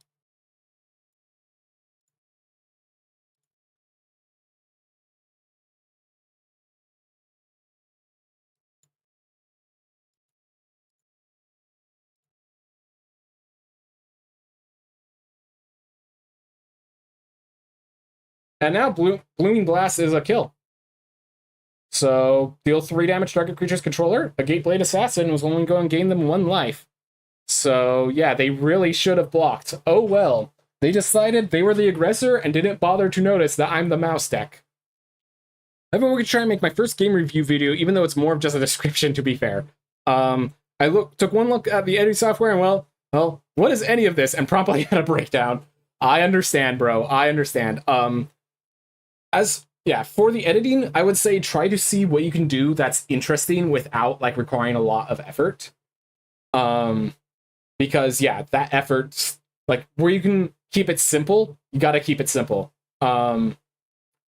So this Flame Cash Gecko stuff is supposed to bring them in the game. That's very well of them. But we're going to gift a treasure, and we're going to kill that, and 3 shot to the face. So that treasure, that card just won me the last game, because I do not think I could have come back from that if it wasn't for the hard damage spell, which explains why they were still being aggressive then. Huh. Try to make my first game. So as for yeah, so let's see. Oh, you didn't ask. Yeah. Definitely it's difficult to figure that stuff out. But oh wait, are we at 6 wins or at 7? We're at 7 wins. So we got our 7 wins, everyone. Our 14, everyone, good luck. 14 lands, hyper aggressive, 7 wins, 0 losses. How do you love it? 3 Delabinods do a lot of work. 2 Whiskers Quill Scribes and the, where are you? Ember Hearth Challenger. Great way to just churn through the deck, even when the Whiskveil Forerunner, I think this activated once. See how they seemingly brought back all of the Nightmare standard cards? The Nightmare standard cards. They didn't bring. I'm trying to wonder what you're referring to. If you're so you're talking about standard, they just rotated in standard for Bloomburrow. If you can name out a Nightmare standard card, I could talk to you about it. But generally, I will state there is the issue that there's a lot of when there's so many cards in standard, it fills out. Oh, Monastery, Mentor, Swift Spear, and Phyrexian Obliterator. So fun fact, only Swift Spear is meta right now, and the meta decks don't even run it because a lot of these mouse synergies, Flowerfoot Swordmaster and stuff, they only care about other mouse. So Monastery Swift Spear is not even really played that much. The deck that plays those prowess cards doesn't have Monetary Mentor. There's some like edge cases for it. And Phyrexian Obliterator. So I have only one deck there's only one deck I've seen with Phyrexian Obliterator, and it's a one of that they have to fetch out of their deck with something like with another card. It is a nice card. Phyrexian Obliterator is a nice card, but none of those cards are actually the meta killers. Sheoldred actually is more devastating. Oh, these cards used to be Powerhouse Nightmare cards and now are seemingly draft chaff. Yeah. I mean, they're very good in draft. And yeah, exactly. It's one of those things of how the game has changed. Just insane how powerful these are. So I like to do just a little review of how good the cards were. Steam Battle Charger was good enough. I don't think this card ever was like my devastating blowout card. The Offspring, that one game, was awesome, where we went to Blasphemous Talent and fully ramped it up. Crumb and Get It, I mean, it did what it had to and nothing more. I do not think... I am definitely overvaluing this card, but it still did more than enough, especially in this format. Mire of the Meek was insane. War Squeak turned around and won me some games. Obviously, Rabid Nos is insane. Blooming Blast is better than I expected, because it turns out that 3 damage is enough. Like, 2 damage is enough for a lot of the creatures in this format, and then that 3 damage to face can just be the final 3 points a lot of the time. Power level is 10 times when I quit, and I quit in part because of the insane power level. Yep, that's kind of why I play draft. I will state, if everything's powerful, everything kind of stays in line to a certain extent. I do like draft being a bit more powerful. I will say Modern Horizons 3 draft was... You did not see any videos of me drafting that in this channel for a good reason. So, that is a thing. No denying it. So as long as we don't get to Modern Horizons 3 levels, I think I'm fine with the power level. I will say old draft power I did not like. New draft power, I feel like we are one step higher than I want it to be. We are one step higher than I like it to be. But that's it. It's Searing Blaze. That's a good comparison, Magic Boat. The reason I'm worried about it is because it gives them a treasure, which means if you're playing it to like kill an early 2-drop, you cannot deal the 3 damage, because that will ramp them into their 4-drop, which will just end your aggression. Take out the trash, obviously great. Shazzacap's Brew. Gifting a tapped fish when you're aggressive isn't the best, because that tapped fish is going to block your creatures. So I think this card underperformed, but it's also like, I'm fine with that. Valley Rally, I had to discard it every single time. That tells you a lot. So this definitely heavily underperformed. Seaglaive Mentor. My hardest part about this card was that it's 3 mana in this super aggressive deck. But oh my gosh, it's so cool that like I was able to like the hyper aggressive deck so easily. Flamecash Gecko was fine even in the non-Gecko deck. Just 2 mana 2/2. If you dealt damage, loot and then future loots. Great card. First video, struggling with even the concept of editing. It's very overwhelming as a first time. Oh yeah, I think my first video... So if you look at my first video for my channel, it was a very heavily edited video that if you look at how I did it, as my brother would say, I held it together with paper clips and gum.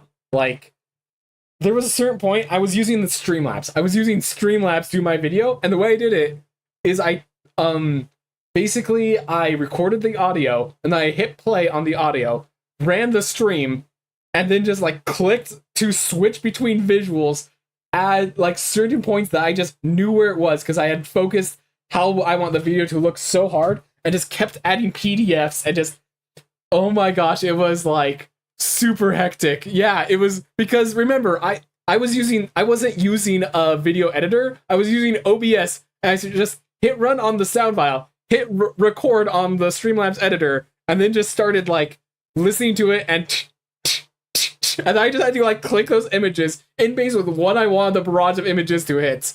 It was so overly complicated and hilarious, and I loved it. And it has like 7 views, and it was my favorite video nonetheless. I love that first video, but yeah.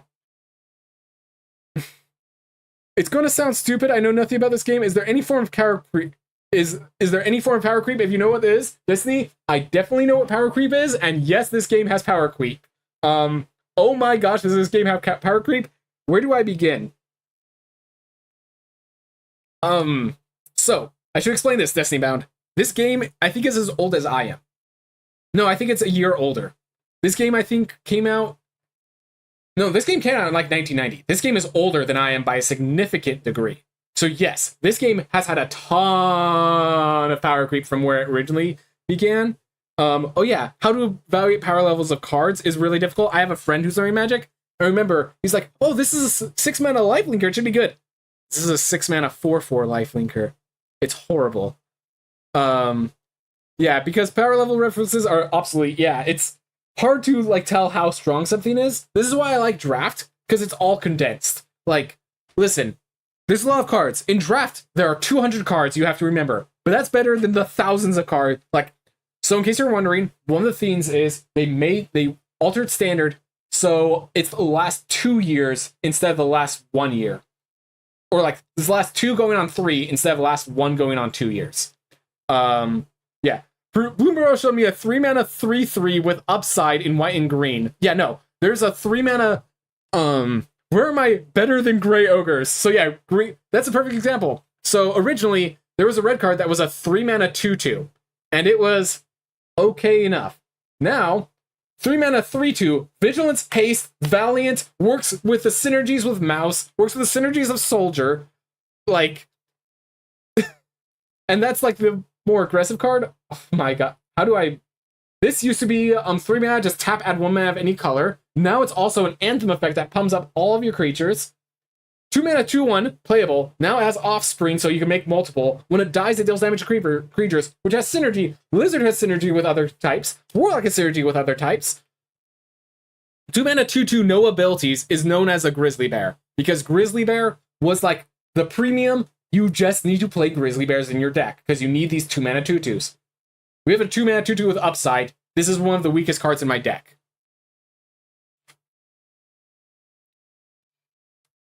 No one knows what a bear is anymore. Yep. And there's a key. That's why they made the King of Bears, to make everything a bear. But it doesn't lose all abilities.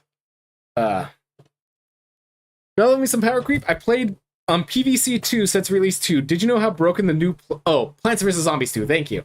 Do you know how broken the new plants are compared to the base game plants? Take the mints as the worst example, and Porkra, especially Porkra. Yeah, so, to explain the way Magic Pope, when Magic first was released, creatures were very underpowered, because they were like, these cards last for a while. But they were like, but spells were extremely overpowered, because they didn't know how good a one-time effect could be. So because of that combination, we ended up with a lot of super weak creatures in the beginning, and spells that had to get banned because they're super overpowered. Like, this is where Magic the Gathering came to existence. If you ever want to look up the Power 9, they are 9 cards that were so powerful. Oh, speak of bans, the guy above me. Oh, I just see star, star, star. I didn't realize that was... Okay, if I'll ban the person. Thank you for letting me know. Where's the... Alright, I just have to ban it manually. Oh, thank you, moderator. Thank you, Focus. I appreciate it. I just saw star, star, star. I didn't realize they actually said anything more than that. But yeah, Power 9 is an example of the spells were overpowered at the beginning because they didn't know how to balance spells, and the creatures were underpowered at the beginning because they didn't know if creatures were valuable. As time went on, they realized creature combat is fun. That is where we have all of those cards on the board, and we're like swinging each other and trying to figure out how to interact. Is it time for me to attack? Should I hold up and attack harder later? All those sorts of decision makings, which we basically skip through because math is for blockers and we're attackers. So our opponents were making all the hard decisions, and we were making sure their decisions were bad. But anyways, that kind of combat is more interesting. So over time, they've made creatures much stronger and spells not as strong. I am good at math, so like I do like blocking, but like we are the aggressive deck.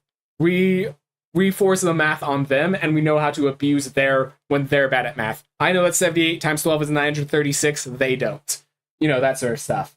And yes, that was just a memorized example. Don't think I actually could do multiple like double-digit mathematics that quickly in my head. So that was just... All right, so as for the example of what's it called? For the example of Plants versus Zombies gain power creep, Pokra is a plant. Pokra is a plant where the max level can almost two-shot the strongest base game zombie. All that because arena mode scales the health of zombies, so the plants need to match that. Oh my gosh.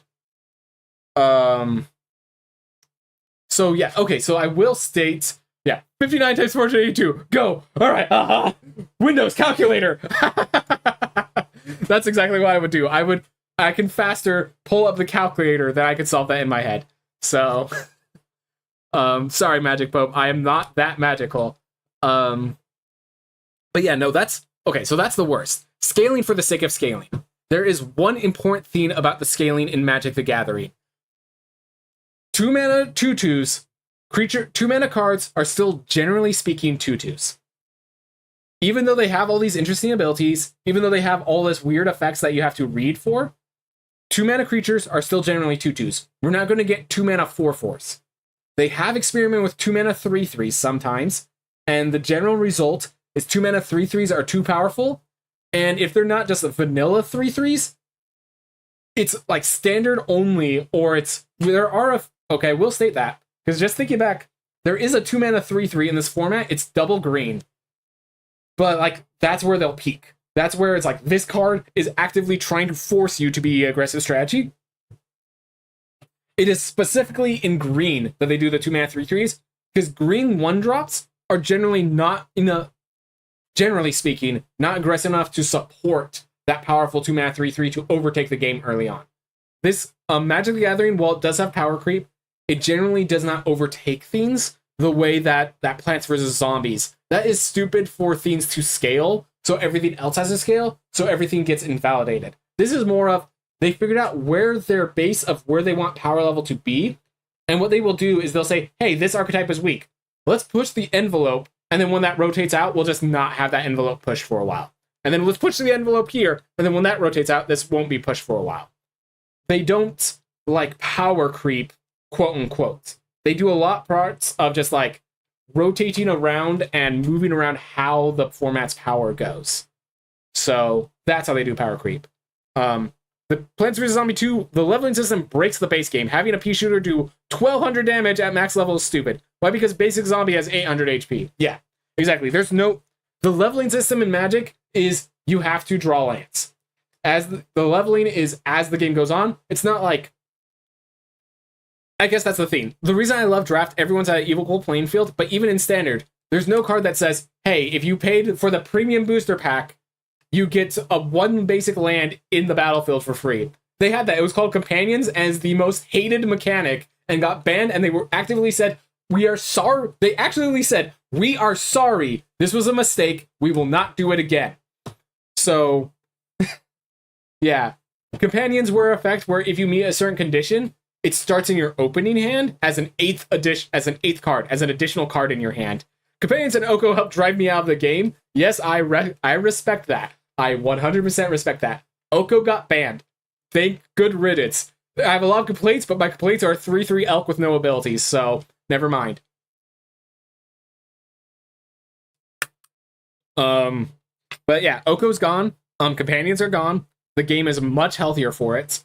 I would say this is like, quote unquote, this is the healthiest time to get into the game because Standard just rotated. A lot of the things that really worried me about Standard got pulled out with it.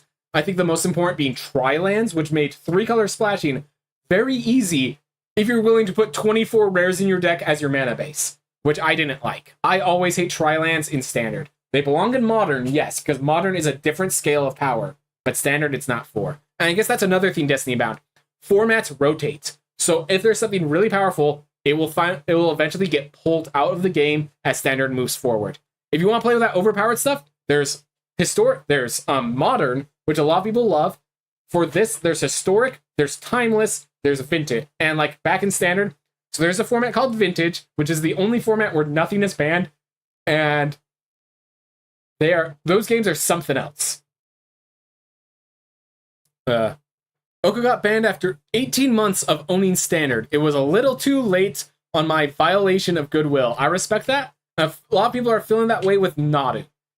There's a reason I'm not going into Modern, and I do not intend to go to Modern, but I would suggest you look up Tolarian Academy, Tolarian Community College has a video on why Nadu should be banned, and I think just looking at the final point where he points out the board state is, I think, where I think that was the best signal that Nadu should be banned. It's not a matter of, like, Like, it's powerful, but it's not a matter of power, it's a matter of health. What is this card? Okay, so, you know what? Let's finish up. We made this successful deck. It was awesome. Let's claim our rewards, and let's actually pull up the collection. Ah, right. Sorry. I have to actually hit create a deck, and then say not collected cards, so I could show you. Nadu.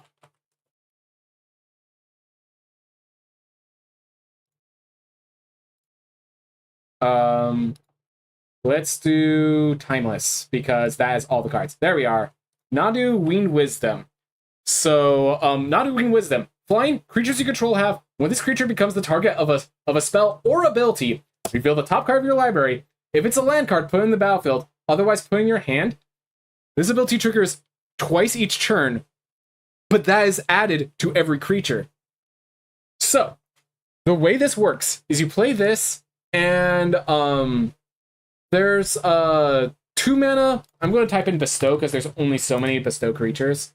Right here. You play that with Springheart Nektuko, which is whenever a land enters the battlefield, basically, a lot of texts to say when a land enters the battlefield, create a 1/1 creature. So what you do is you play Nadu, you Springheart Nektuko, you target with anything. You play a land comes into play, you get a 1/1. Then you play a card called Shuko, which all that matters about Shuko is it's equipment with equip cost of 0. You equip it to the 1/1, it triggers. Card in your hand. Equip it to the 1/1 again. Triggers for the second time. Card in your hand. If it's a land, comes into play untapped.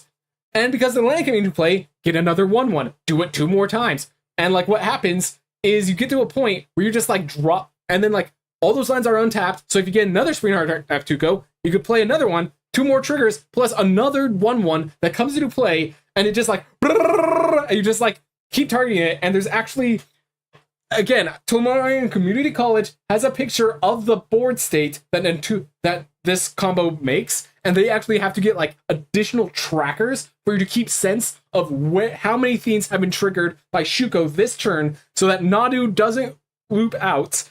And the win condition is basically you draw your entire deck through that effect because it's not considered a card draw, so it won't deck you out. And then you have like basically a card that deals 1 point of damage or something like that. And then you have cards that shuffle your cards back into your library. You only need 1 or 2, and just shuffle and loop and shuffle and loop and just shuffle those cards to make your enter the battlefield triggers just keep triggering. And it's a infinite combo. But like here's the thing.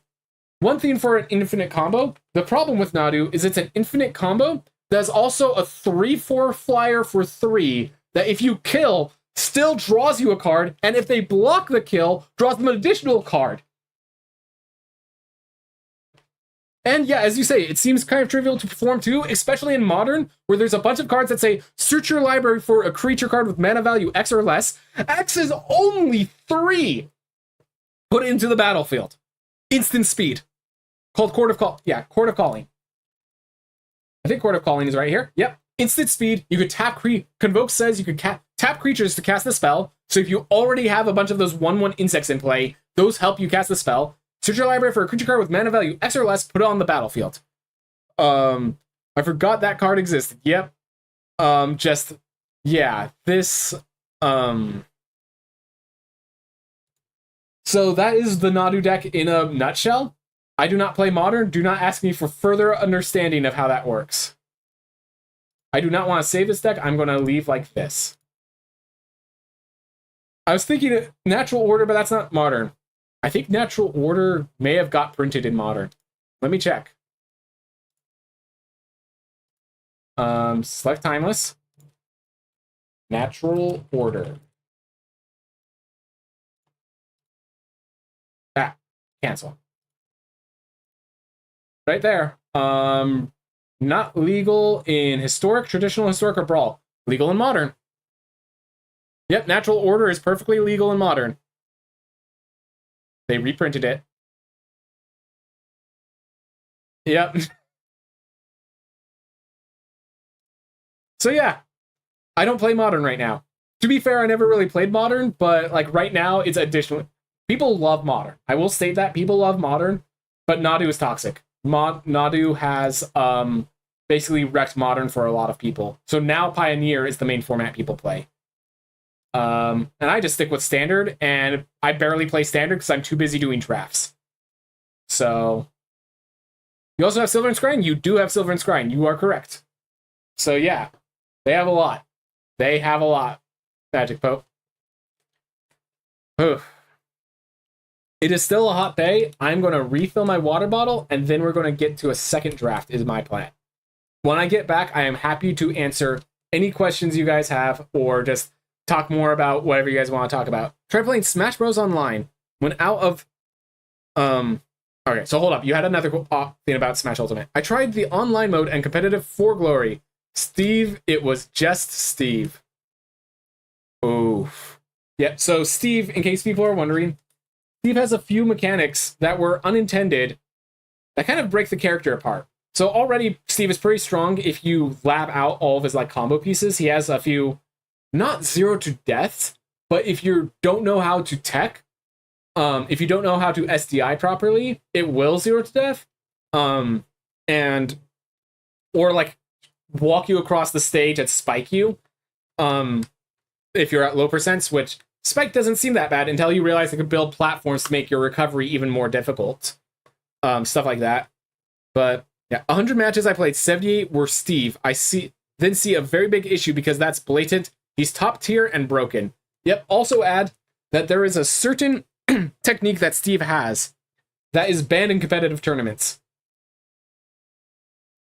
Let me say that again. There is something a character in a fighting game has that is banned in competitive tournaments because they decided is that powerful. I don't know the mechanics behind it, but I can tell you the result is if as Steve, I jump in the air and throw attack, if you manage to make my attack whiff and punish me, I don't get punished. I hurt, you just take me out of my hit stun, and now I'm fully on rails to punish you. We've had Meta Knight in Brawl. I don't want history to repeat itself. Yeah. It's just, if Steve could just get bounced. Like, it's one of those things, it's better to have someone who's the worst character than someone who's the best character. I will say at the highest competitive level, you can learn Steve and solve the issue, but players don't want the highest competitive level. They want the general level. There's a reason they cannot make Ganondorf more powerful. Most people have trouble with Ganondorf because they're playing casually. They are not playing at the highest level. Yes, Ganondorf's probably the worst character at the highest level, unless you're Biggie Cheese. Biggie Cheese will kick my ass every day, I'm certain of it. But for most people, Ganondorf is generally recognized as the worst character. But if you're in just like a 4-player, 4-fun match, Ganondorf is terrifying. Because you're worried about the other 2 players, and Ganondorf comes behind you, Doria! You're dead. Not much skill, just forward smash when someone's not looking. Anyways, I'm going to re-get my water. My throat is hurting at this point. See you in a bit.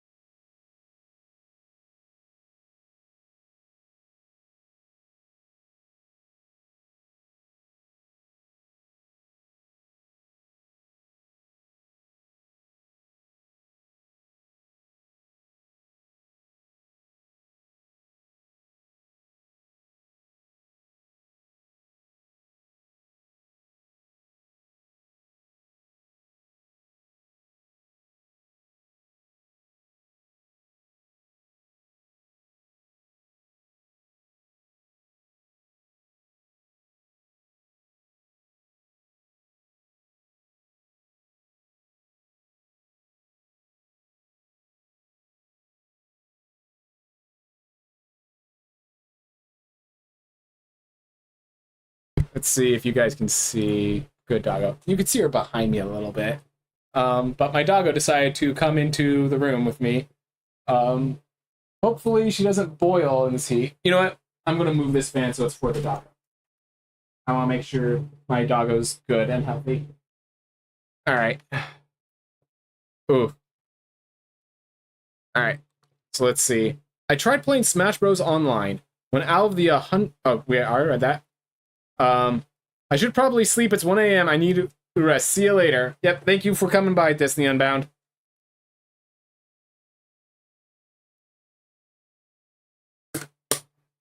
I'm going to start this like it's a YouTube video, so I will give an introduction.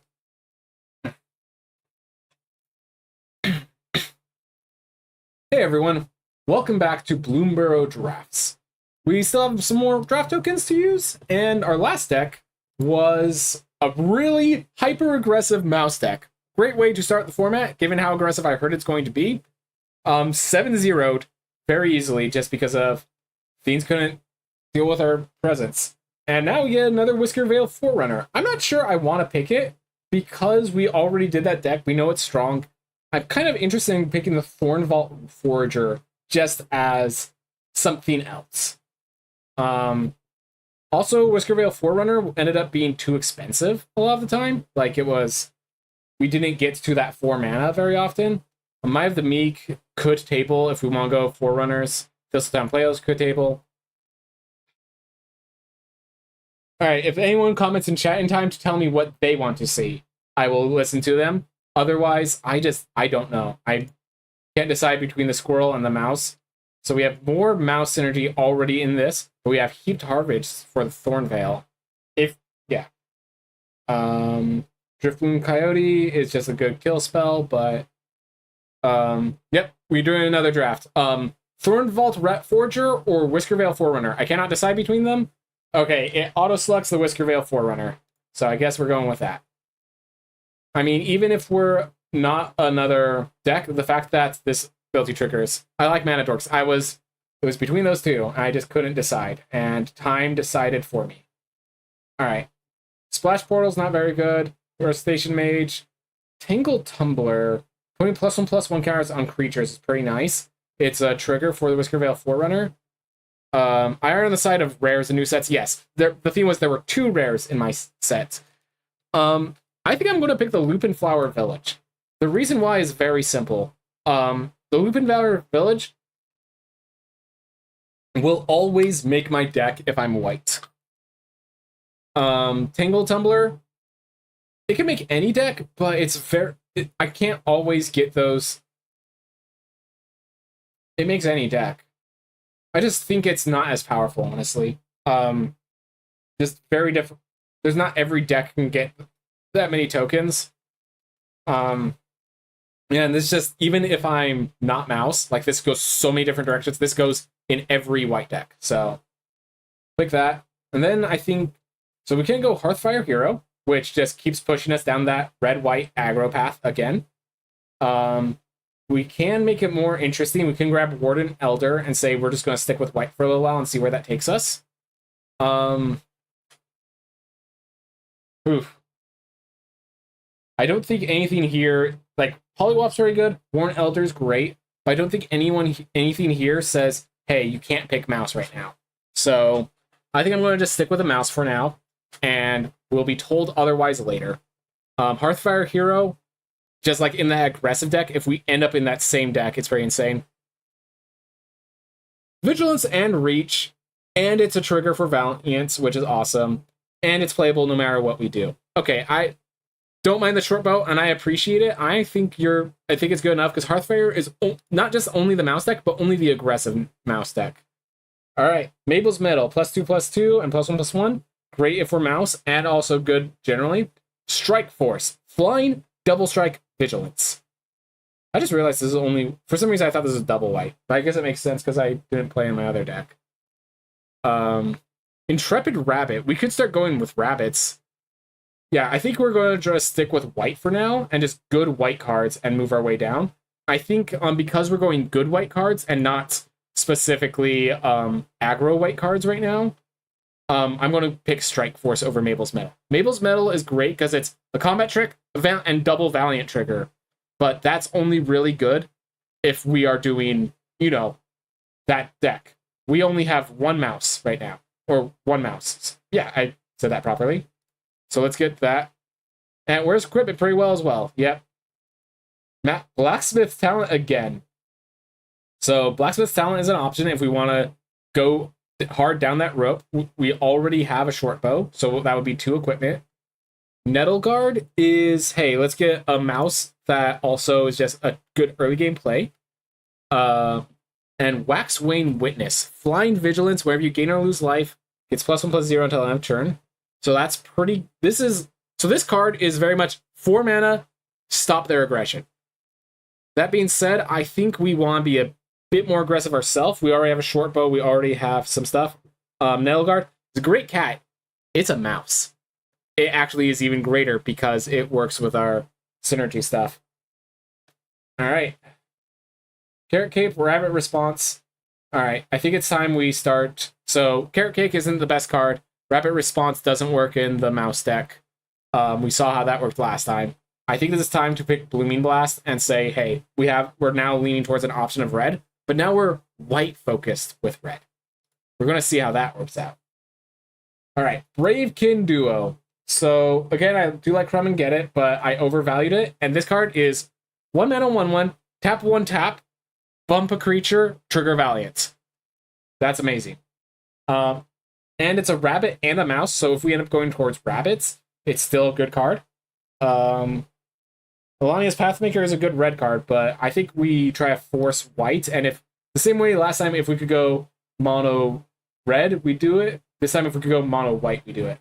Quick Tusk Boar is a very good reason to go out into red and just start pushing it. But I think because it's double red and we have so many white cards, I want to go for Charlie Gerbils. 2 mana, 2/3. Read nothing else. It's a 2 mana, 2/3.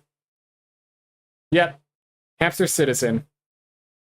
And gifts, we have Blooming Blast is a gift. So we already have a gift to give, but 2 mana, 2/3 is good enough. Thistledown players, Might of the Meek, Moonrise Cleric. All right. Here's the question. Do we want to pick Driftbloom Coyote? And yeah.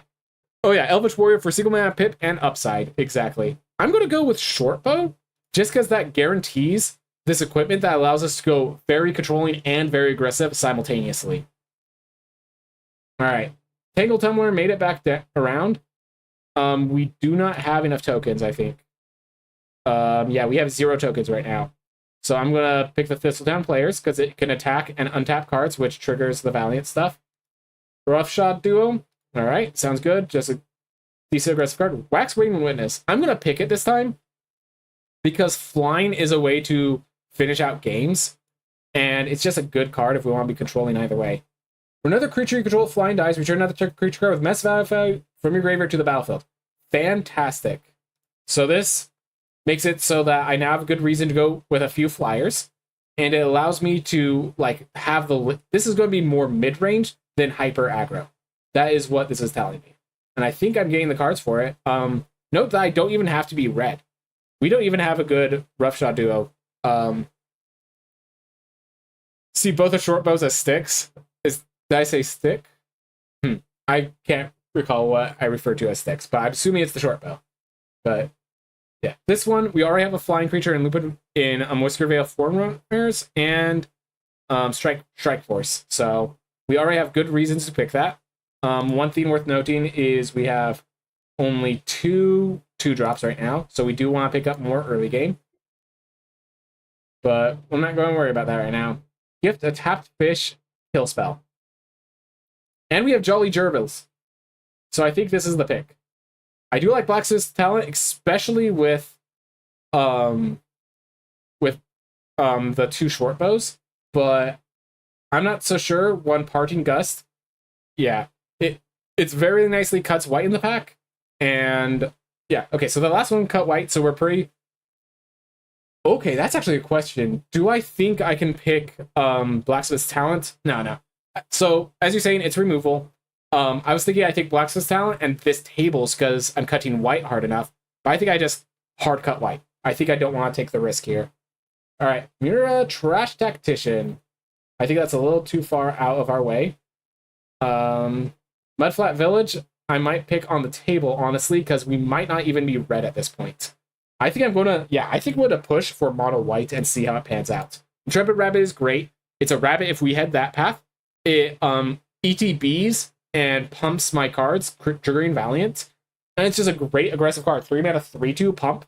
Great. 4 mana, 4/3 in stats, double pump. Fantastic. Another Parting Gift as another kill spell. Veteran Guard. I'm going to pick just the second Parting Gift. It's another kill spell. It looks like we're being more controlling than the last game. And yeah, that's just a fantastic place to be. Hopefully like the Thistletown players are Carrot Cake tables. We probably will play a Carrot Cake if we're given the option. All right.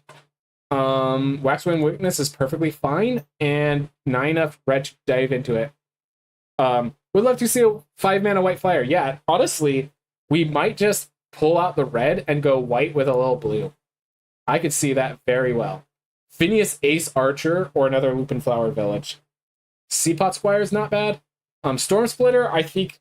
So this is a good card in Constructed because you could build a deck around this, but in Limited, you're not going to have enough instants or sorceries, and it's just a 4 mana 1/4. Phineas, if we end up going rabbits, that's insane, but how many rabbits do we have?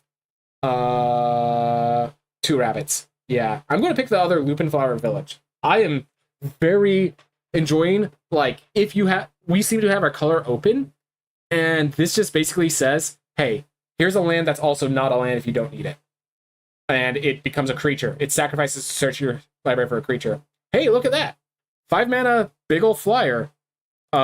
Big white flyer. 5 mana, 3/4. Puts a +1/+1 card on creature you control without flyer. Triggers Valiant. Good flyer. Like, great synergy. We already have 2 short bows. We don't need a third, so I'm very happy with this. All right. Head of the Homestead, I think, is what I'm going to pick. I think we are going to try to push for mono white. Yeah, none of this justifies pulling out of mono white. So I might not play the Crumb and get it, but I think that's fine. I think with the Head of a Homestead and the Provisioner already at our deck, I think the Take Out of the Trash is good enough to possibly make our deck. So I'm going to just put that on our sideboard alongside the Alani's Pathmaker. We now have a justification to go red if we need to. We do have the problem that we only have a few 2-drops, but I think these flyers are going to do a lot in just holding down the fort and making sure our opponents can't take us in the big game. Caretaker's Talent, Flowerfoot Swordmaster. All right. 1 or more tokens you control, draw a card. Creature tokens you control get +2/+2. How many tokens do I have? Looks like 0. 1.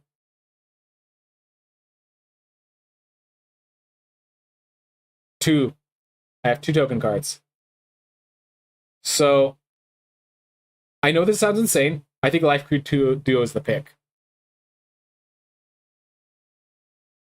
Yeah, take out the trash of the last 4 is insulting. I respect that. But yeah, I'm going to pick the Life Crew Duo. We are not aggressive enough for Flowerfoot Swordmaster.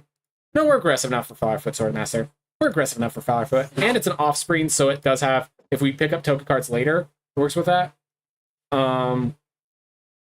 Valley Might Caller is pretty hilarious.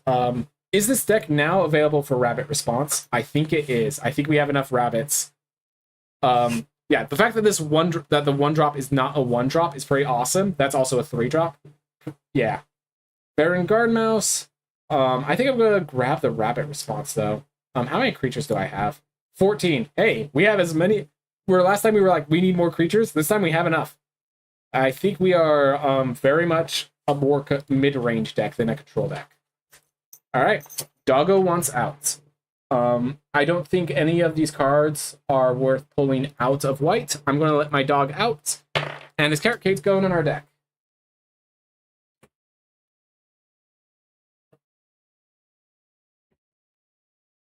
Now, if that Caretaker's Talent tables, we're going to be very happy. I don't think it will, but if it does, we'll be very happy. Another Head of the Homestead. So now we can very much do tokens. I kind of want to do 3-tree mascot because we might just need 2 drops, but I think with the Parting Gust we'll be fine. It is scary though. Thoughts on tree mounts for Changeling? Oh, the Changeling 2 one? I was thinking about just picking it right there. I think it's necessary. It's good to have like the 2-mana 2 ones that are just kind of playable in your deck. I don't want 2 rabbit responses. I'll pick the Veteran Guard Mouse here. I think it's good to have a few of those cards in your deck, but I don't think that one's like exceptional or anything. All right, I'm going to grab the Driftgloom Coyote. It seems like we are very much going the control route, and that's very nice. Life Creed Duo is awesome. We needed a 2-drop, and even though it's not the best 2-drop, it's something. If you gained or lost life this turn, look at the top 4 creature with power 3 or less. Put it to your hand, and then also, yeah, I like where this is going. I think we have a lot of cards. Okay, so yeah, we got our Life Creed Duo back. We did not get our Caretaker's Talents, which just suddenly became good at the very end there. I don't think this is worth splashing when we only have a few life gain sources. Yeah, 2 Life Creed Duos, I think, is it. All right. Playful Shove in case we go red. Flower Stir Pot. We are cutting cards at this point, not adding them. So,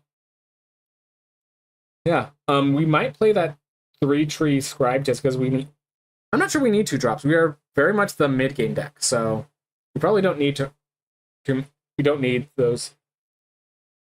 Fat Sugar right there. All right, let's see what we should pull out.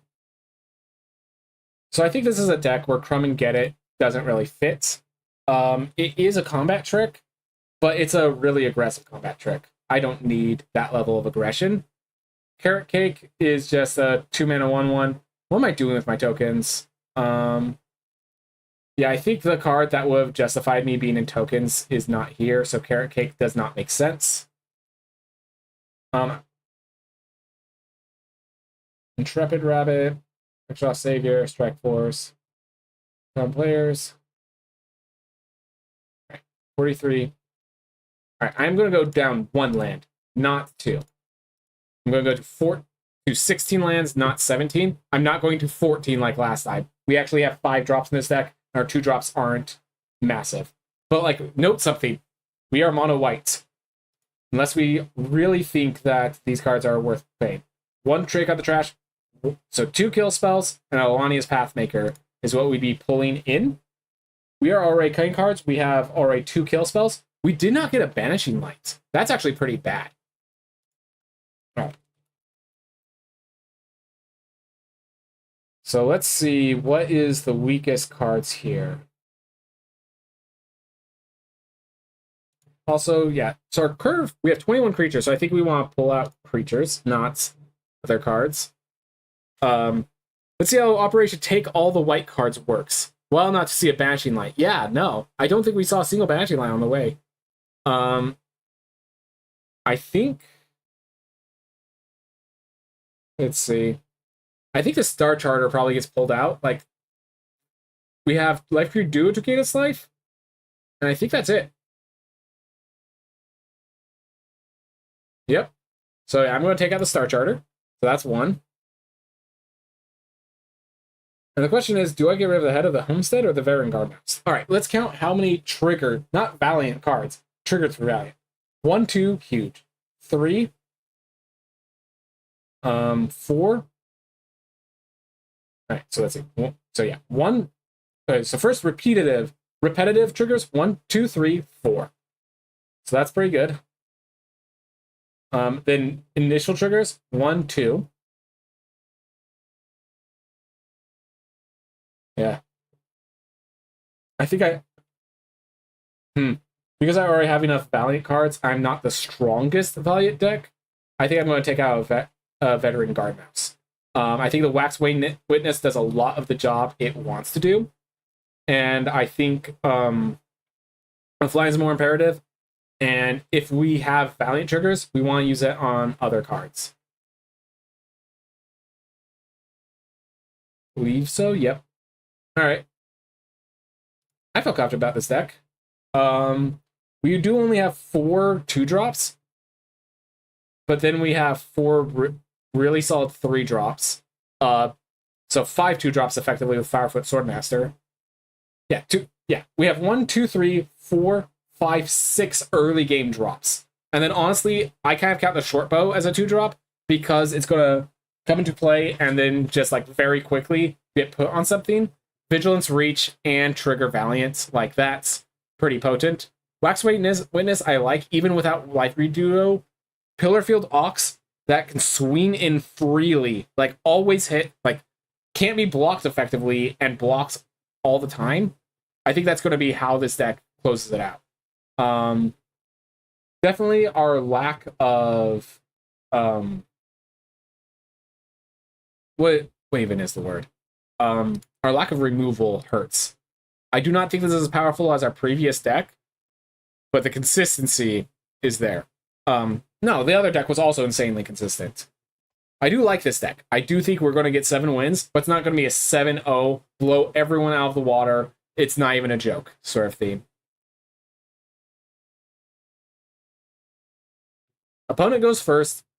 We have no playables. Let's see. I just want to see how many 3-drops I have. 1, 2, 3, 4, 5, 6, 7, 8, 9, 10. So I have 10 draws that could save this. And if I save it, I have the Forerunner and immediately into Provisioner. I think this is powerful enough. All we have to do is not die, and we have 10 cards that will help us not die. We just have to hope they're not aggressive. And that was the first mistake, hoping my opponent wasn't aggressive. Unfortunately, I think if we miss a 2-drop here, we're dead. Yep, I think that was a risky keep, and we're about to get punished for it. The fact is, they just played a 3-drop, and I do not have a card to threaten it. By the way, I'm going to play the Guard Mouse before the Whiskervale Forerunner, because... Oh, they missed a land drop. I'm playing this first because I think they have a kill spell. And even if they don't, I'm going to be blocking the Marsh Stalker and trying to slow them down. Even if they're playing a kill spell, they're playing... Alright. Discard a card? I'm going to discard a card. Land. Do not need that.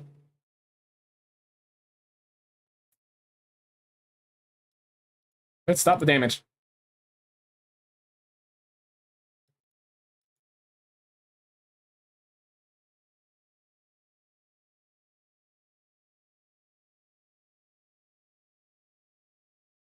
Alright.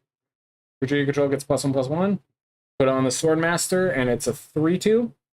And then I attack with both, and I trade. If I go Swordmaster, I will block the head of the Homestead.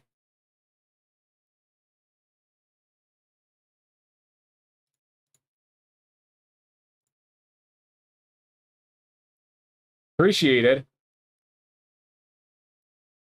I have 6 mana. I think it's better to just play the Pileated Provisioner at this point. I could Whisker... So here's the theme. Next turn, I will have 7 mana, so I can Whiskervale and Flowerfoot Swordmaster on the same turn. This does mean that the Whiskervale does not get a trigger immediately, but I think I have enough cards to help with that anyways.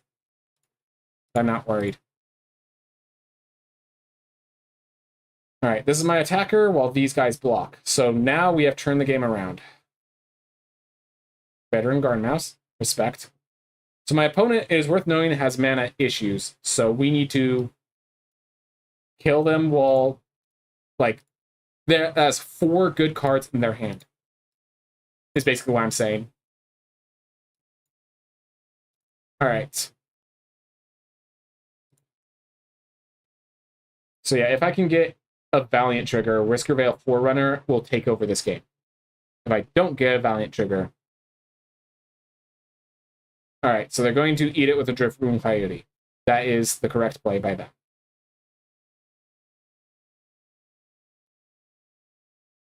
The attack with 3/4, I think I just party block. Yep, okay. So now I kill yours, and you get to kill the 2/2 and a 1/1, or you kill the 1/2 and a 1/1. You do not have any way to trigger the Valiant. Alright, so they kill the flower pot, but I don't really have a Valiant trigger right now. So I'm perfectly fine with that. There we are, Waxwing Witness doing its job of just holding down the fort. I'm playing this because I know they have there are discard spells in this format. I do not want to let them have it. If they attack with Driftgroom Coyote, I am expecting a combat trick. Alright. Do they have a Crumb and Get It? That's my guess. I am holding this land because discarding the land does nothing against me, and it does make them think that I might have a threat, which we can leverage.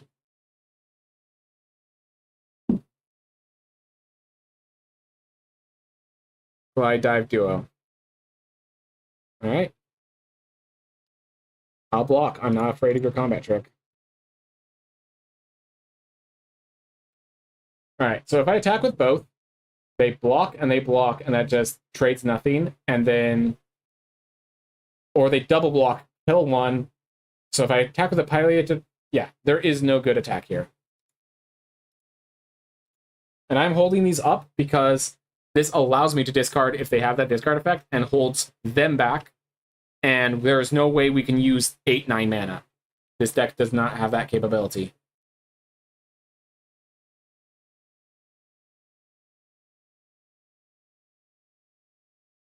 Alright, there we are. I'm not going to Parting Gift yet. I'm going to wait till their turn to do it.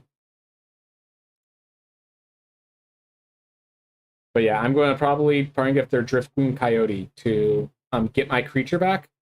I'm not too threatened by all of this life gain. It is kind of threatening, but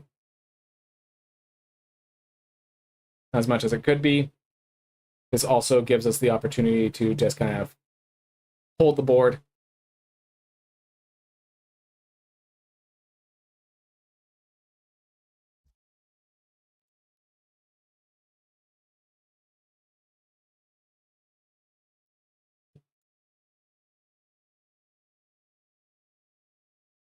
What's your response?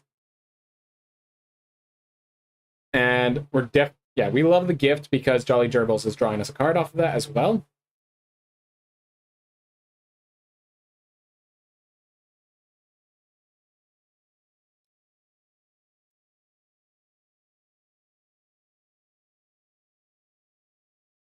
All right, now we have a new danger, and that danger is decking ourselves.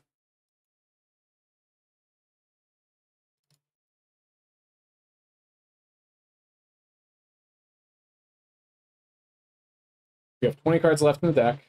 Let's see, what can we... Rapid Response can break us out. Any creature, Shrike Force.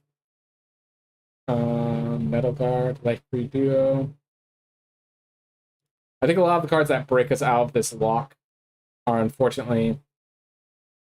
Alright, so they're going to pump that guy up to Oblivion. And they're probably going to attack with it. Harvest Highest Hopes draws them a card in this combo. Do I just take 6? If I party block, they only kill 1. I think I party block. They need another combat trick for this to end well for them.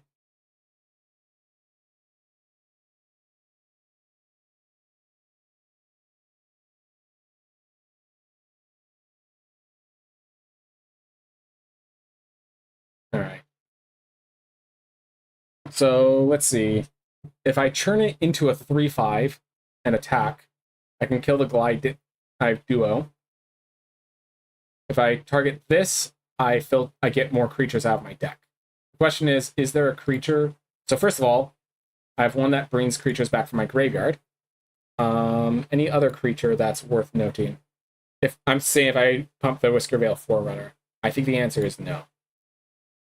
So I'm just going to pump a Waxwing Witness and get it through.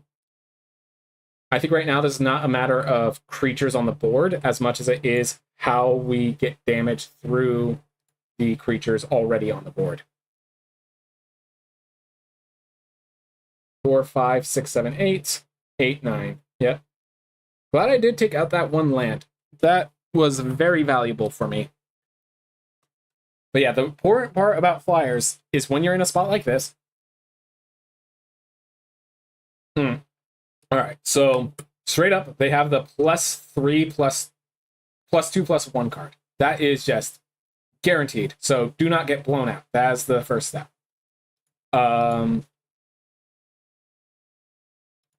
This blocks and kills here. I'm willing to stop this damage and possibly lose my creature there. This stops here. This stops here. I'm willing to lose my Jolly Gerbils. Kill that Nettle Guard. Kill that Rabbit. And they're going to Rabbit response, and I take like 7.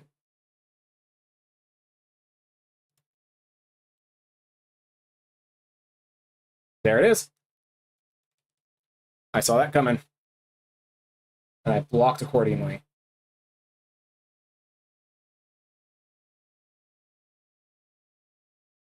Does hurt. But now I have Life Creed Duo.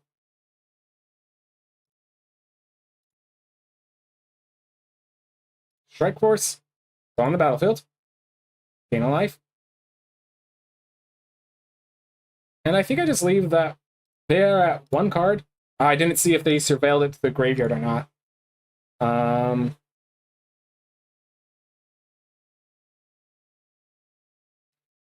I think this is forced to block, so I'm going to hold up the Whiskervale Forerunner.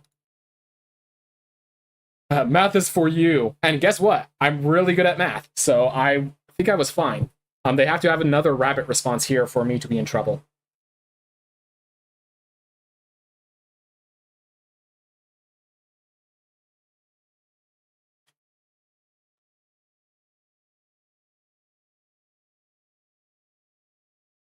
Or 1 top 1 bottom, rather. It was a scrub. Oh, it was 1 top 1 bomb? Thank you. I did not know what their result was. I was too focused on blocking. I was too focused on math.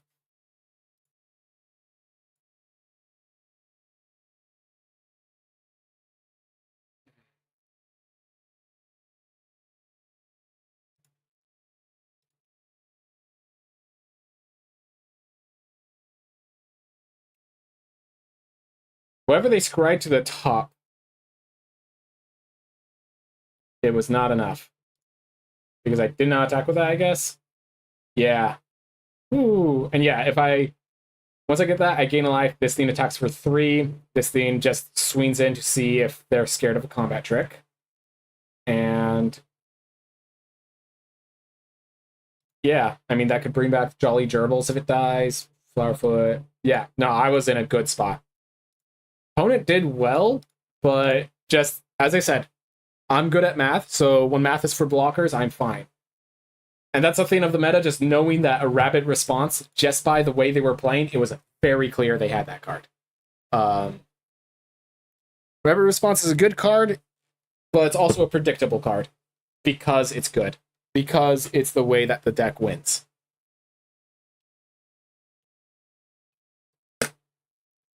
Alright, like Reduo, Jackdaw Savior, Short Bow.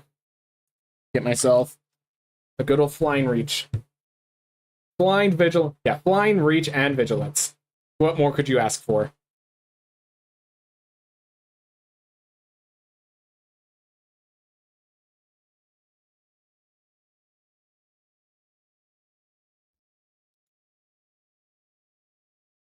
Yeah, the Savior is pretty silly. Alright, well, there is one problem. All our creatures are flyers right now. So that Savior's just a flyer. Alright, well that thing doesn't have flying, and I'm not planning on blocking with my Life Creed Duo, so let's just be aggressive.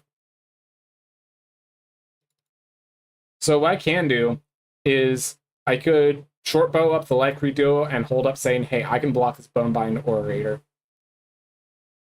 Jackdaw Savior has to be killed before I start getting more value off of it. They give me a food because they're not fools. I'm hoping for a land into Waxwing Witness. Awesome. I think Waxwing is more important than Veteran Guard Mouse here because it is a vigilant flying attacker. They had to use a kill spell on my... 3-drop kill spell for 3-drop creature. Perfectly fine exchange. If they attack, I'm not blocking. I'm more scared of losing my Wax Wayne than I am of taking 2 damage. I'm trying to think, is there any lizard card I'd be afraid of? Nah. I'm more scared of combat tricks than I am of taking damage.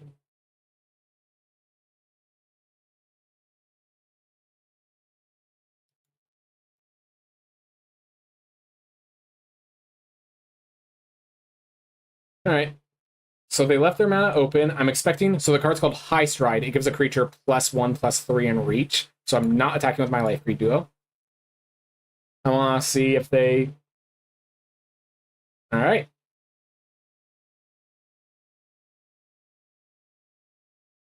Thank you. So that was what they were planning to do. They were planning to get me to block and then ambush it. I am Bush. I am the Bush. Longstock Brawl.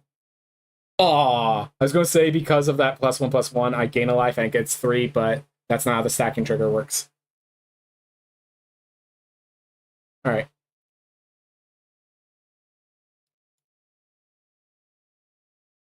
Alright. I think the best thing to do right now is pump up the Veteran Guard Mouse, because it will gain first strike until end of turn. So...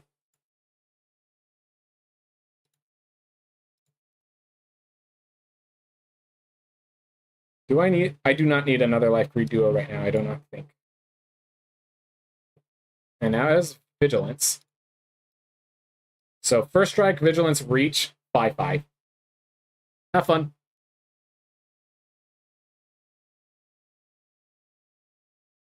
They have another Ambusher is my guess, but if they block, they do not realize the first strike. Or they're planning to use... Is that a Sorcery Speed? Nope, not Sorcery Speed. Alright. I'm gonna end the turn here and hold up, looking like I'm holding up a combat trick. I'm just holding up the gain 3 life. I'm not blocking my Veteran Guard Mouse on their Danyard Ambusher. I'm surprised they did not use their Bonebind Orator. Leave the cycle. Alright. Well, at this point, I think I need to kill the Drift Gloom, even at the cost, or kill this with my Drift Gloom, even though that's not a good trade. Alternatively, 4-mana Trepid Rabbit, just keep going aggressive. Oh, and it's 3/2. That's actually perfect. So yeah, I'm going to Offspring this, and now Shortbow's going to start doing some work.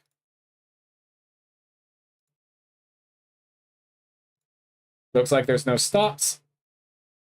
I'm going to equip the Shortbow to the fish. I want them to...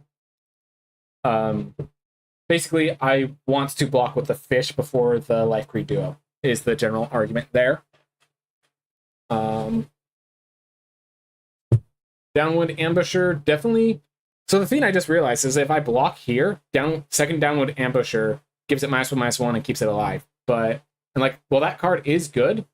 Unfortunately, I'm better. So they had... I don't think that was over. They attack, they reanimate it for 4. They could play it, kill this. I mean, they're not in a good spot. I won't deny that. But that game was not over. That game was not over.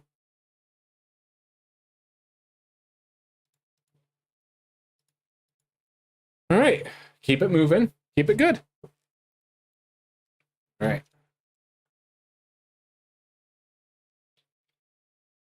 Coop man. 49. All right. 2 kill spells and a 3-mana 2/1. Or 2-mana 3/1. I'm going first, so I get to be aggressive. I would like a 3-drop. That would be appreciated. I think the most appreciated thing is Shortbow. I treat Shortbow... If you treat Shortbow as a 3-drop that triggers Valiant, like, keep in mind, I play Shortbow, I equip it, but Nelguard becomes a 4/4 Vigilance for the turn it attacks. And yeah, it's just a 4/2 reach after, but that's fine. So I'm gonna... Basically, I'm drawing out any kill spells on this guy, not the Jolly Gerbils. Also, this means I can play aggressive. I'm going to attack. I will offer the trade with your Life Creed Duo. Didn't think so.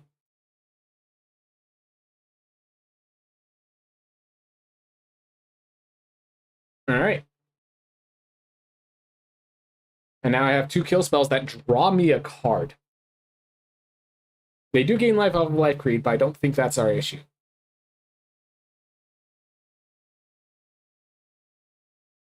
All right, that's very nice. I think I'm going to Parting Gift because I want to try to draw a card. I'll give them the life. It's fine. I'm getting a card. All right. Sad to miss my land drop. Very sad to miss my land drop. I want to go land short bow.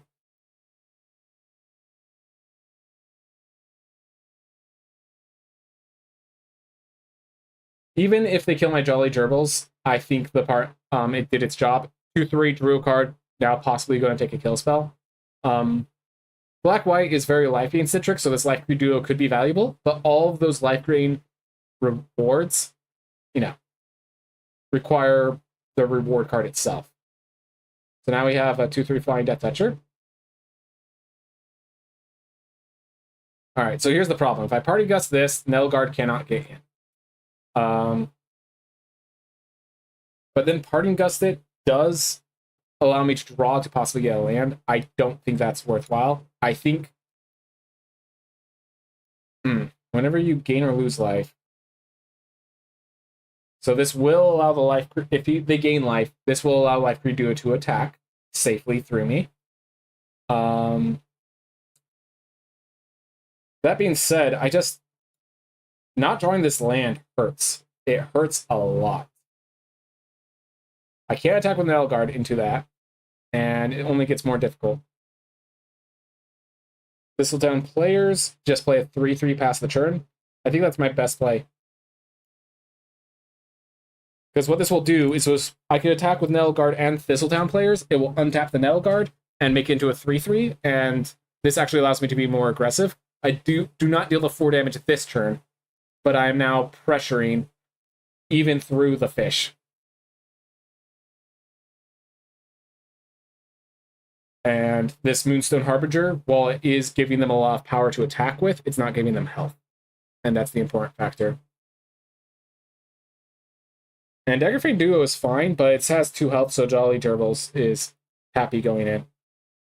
Alright, they're going to use the Moonstone Harbinger to try to hold up defenses. I'm fine with that. Alright.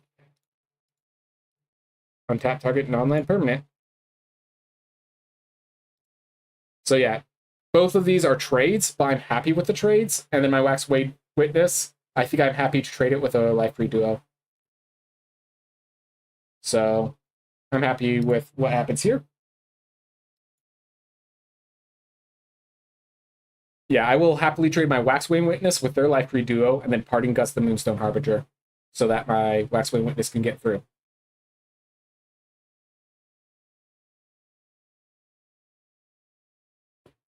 Alright. Alright. Ooh, that Life Creed Duo is... So these two are holding the fort really well. And that is a threat, but it's not one I can really spend the mana dealing with. So I think this is a game of the air.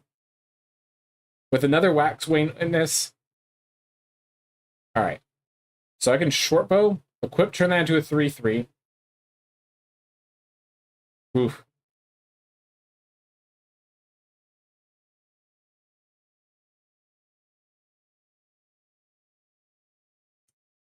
So if I Parting Gift this, I could attack with my Waxwing Witness, and I could play a short bow.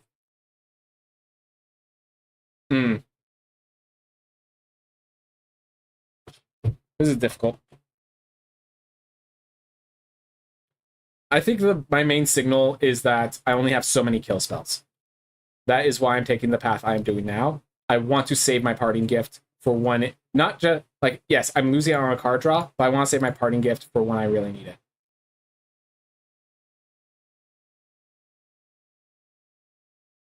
All right. And with that 1 mana, Do I hold up, let's see.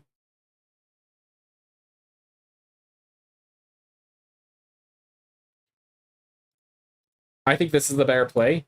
Um, so holding up, now I have a 3/5 blocker, so they are kind of limited in their options. If they warn Elder to pump, they can only pump +1/+1.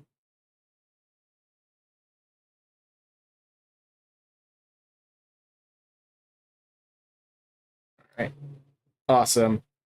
Screw didn't. I'm impressed that the Mana Screw didn't result in immediate death. We are not an aggro deck, so we actually still have a game to play. So yeah. I think Moonstone Harbinger has to just get Parting Gifted, and then let's see. I'm thinking through my turn.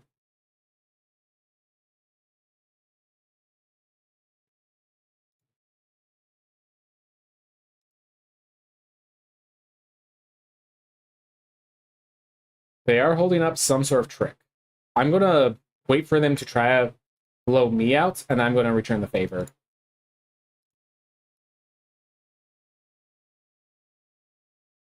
Because they have some trick. Well, they have the Warren Elder, but I don't think that's the trick that they're holding up that's causing all these pauses.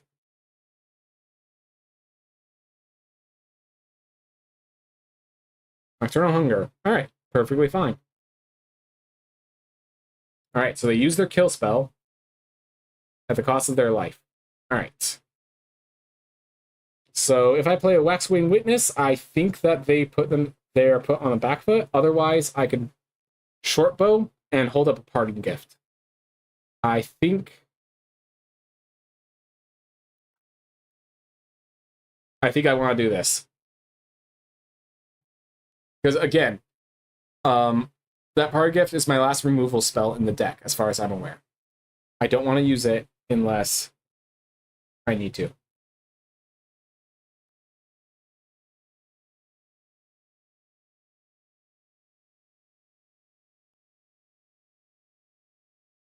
All right.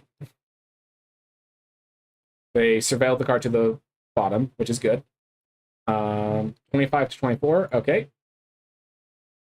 Let us begin.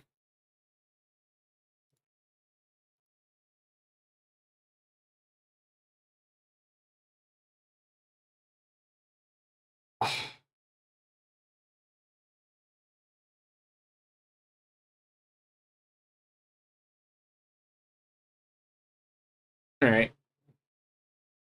This attacks very safely. I think it's because I have these safe attacks with the Waxwing Witnesses that this game hasn't just been a blowout. They have to moon. They have to. I mean, they should just take the 3 damage and then combat trick. I am very happy with this trade.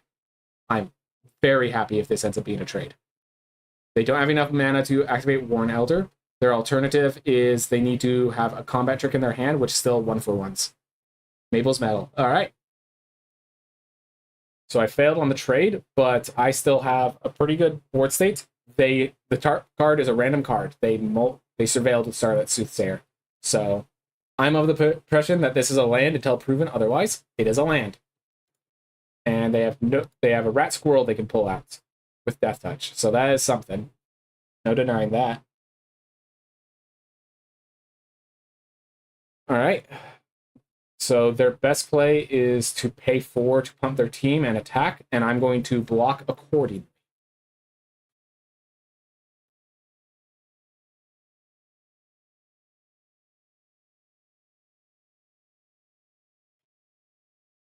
How do they want to attack? Show me.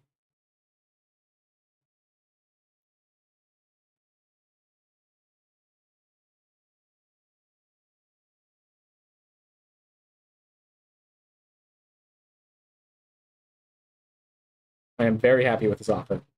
I will happily. They have no combat tricks in hand, nothing in grave. Yep.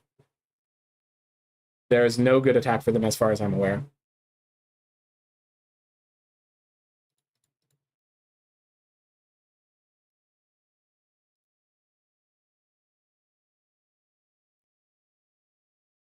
Yep. Goodbye, Gilead Assassin. All right, so then they could do this at instant speed. So if they're just playing the Gateblade Assassin again, I'm not worried. Not in the slightest.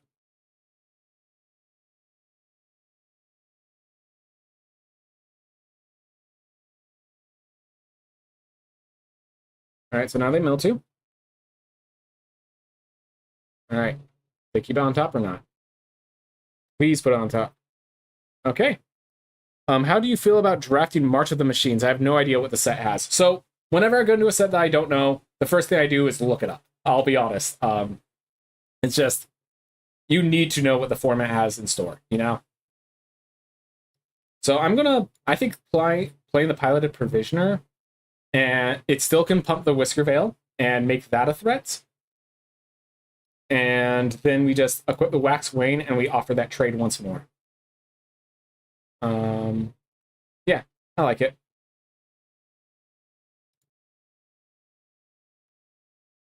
Ooh, definitely the Intrepid Rabbit of the two. This is the one that's attacking. And then do we want to just 4/6? I think I'm going to attack with just a 3/5. I don't need it to be more powerful than 3/5. Not right now. And then I'm going to equip the Piloted Provisioner. That way they can't pump the Moonstone Harbinger out of range of it. So, always trading. All right. We are all in a very awkward position.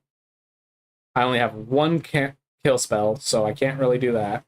We are both... They put another Starlit Soothsayer. It'll be fine.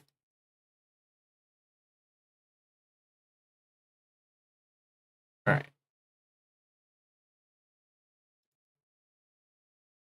I think I attack first, and then I use it. Like, try to think, is there anything in my deck that matters if I attack second? Oh, I have Jackdaw Savior, and I have a Nettle Guard. So yeah, it does matter that I equip this first and possibly get the Jackdaw Savior. All right. They have their mana tapped out, so they can't block that very proactively. They want to start playing their creatures. I think it's time I kill the Moonstone Harbinger. I think it's time I commit to the party gift. Star Charter will give them card advantage, but I don't think that's an issue for me.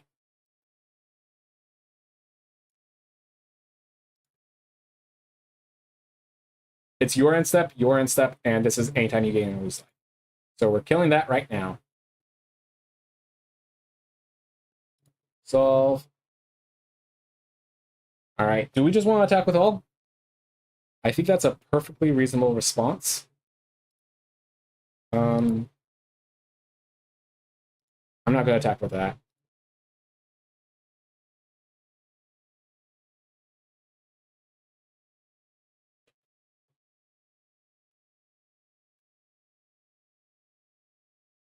Time to put them in a bad spot. They have their Death Touchers only touch the Groundborn, which is the 3/2.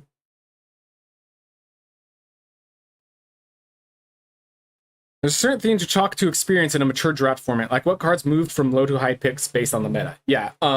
So the channel I watch is Nikolai Bolas, is his name. He does a lot of draft stuff. Just look up Nikolai Bolas, March of the Machines. He should have a video of his initial premise and what he's come to over time.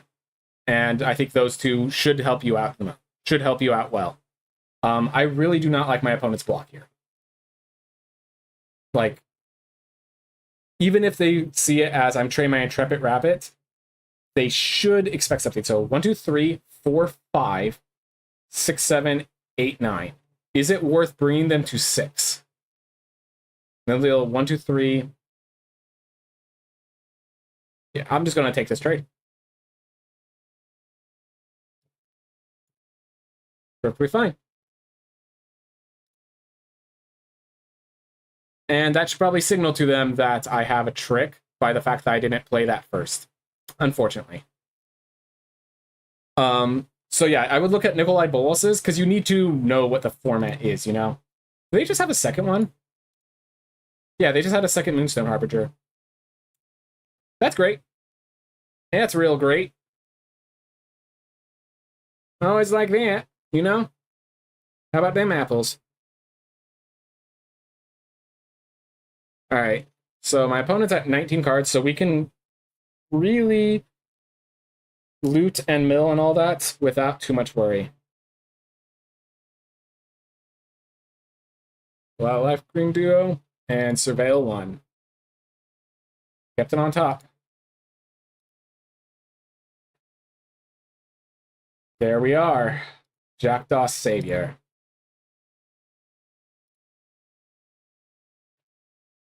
Can't pump this time, so we're just gonna give that Fiend Vigilance.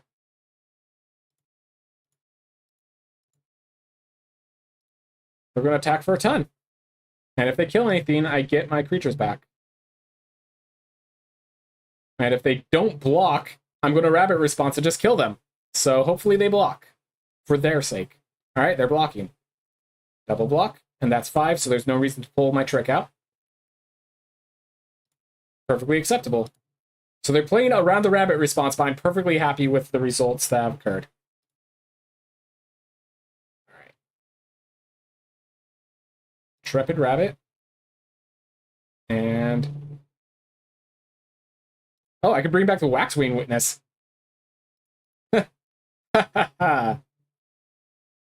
Yep. They had a really good value engine, but mine was better. That's just the nature of things sometimes.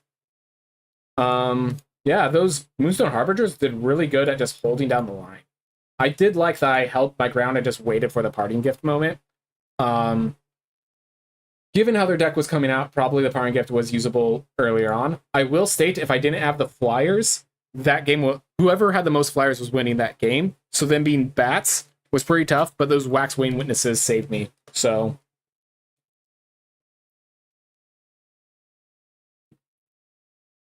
very much appreciate those Waxwing Witnesses.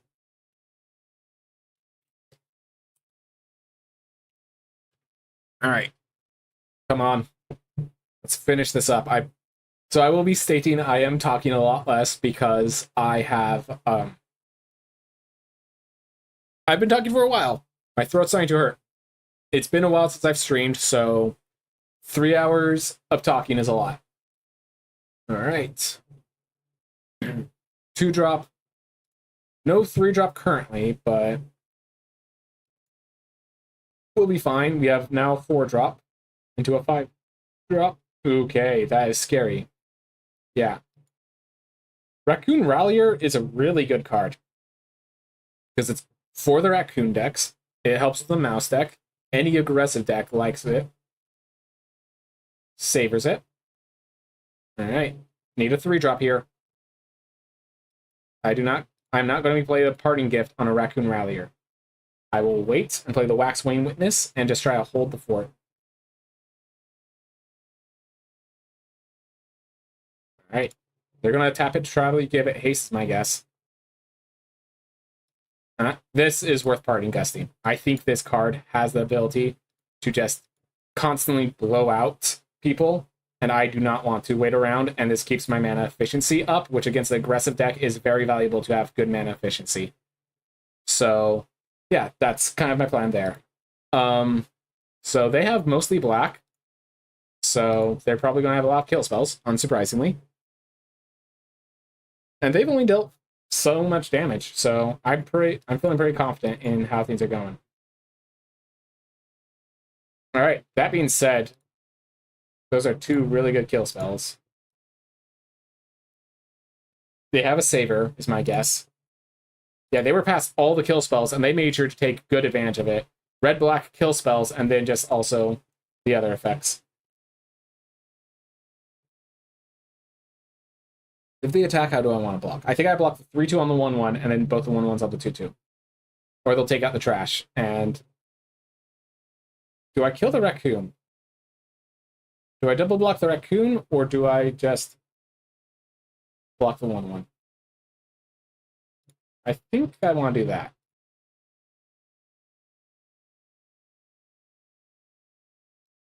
All right. So here's the thing. If they go to kill my Whiskervale Forerunner, I can party gift, not gifting a shit fish to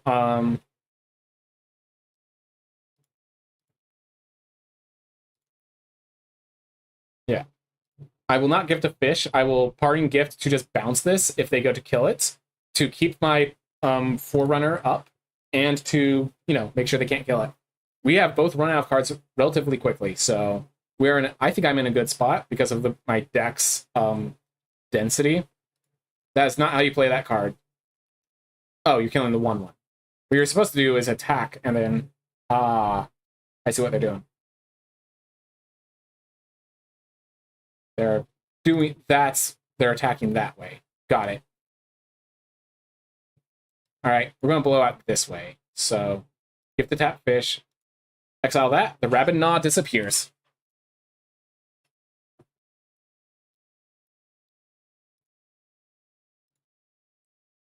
All right, they are out of cards. We are about to build a pretty decent board state. Never mind.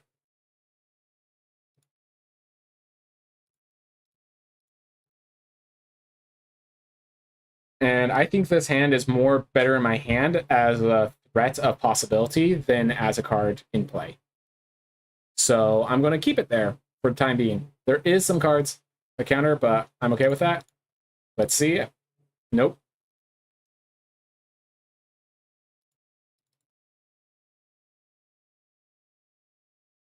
Okay. My guess is they have a land that they're holding themselves because they had their full mana open. I played into everything and nothing occurred. So they have a land themselves. So there's one land in their hand and whatever they just drew, which was a kill spell. They took the damage. I believe this is becoming a racer. So I'm kind of shocked by you taking the damage. All right. Well, 7 mana. They just played their land. I think they have 2 lands. All right, quick. They can't attack. I win the race if they attack. That doesn't have vigilance, does it? Nope. So now this is an interesting dynamic. If they attack, I'm winning the race. If they don't attack,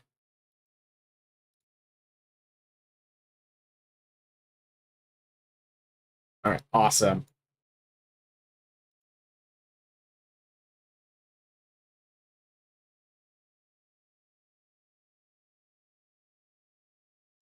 This thing has reach.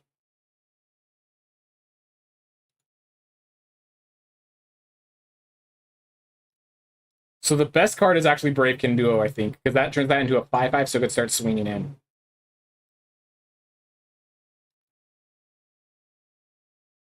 How crazy that the best card was the 1-drop. How crazy. That this stage of the game, the best card was a Bravekin Duo. All right. 5, 6, 7, 8. They drew 8 lands. We drew 4, 5, 6, 7, 8, 9 lands.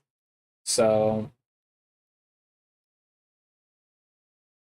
they have to kill the veteran guard mouse, or else issues are going to start occurring.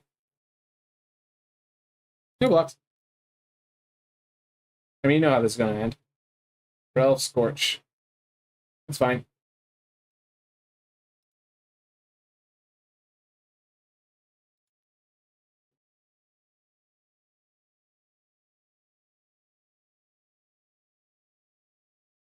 Force them to block.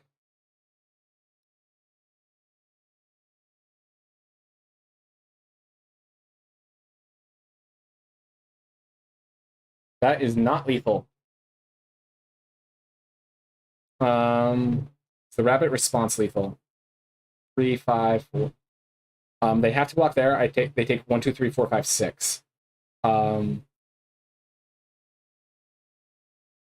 I don't have another option. They have to make a misplay. So unfortunately, I have no other option. They have to make a misplay. That was not the misplay.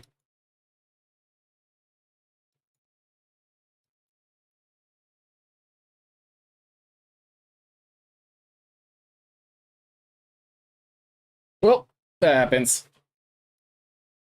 Good game. You did good. Made it close. Is there something I could have done to change that? Let's see. Yeah, because if I didn't attack, they were going to make another 7/5. I could Rabbit Response as a defensive measure. But then I have to chump.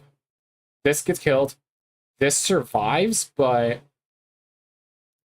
then I have a 4/3 coming in constantly. Yeah, I mean, I could have played that, but I feel like at a certain point you're delaying the inevitable, you know.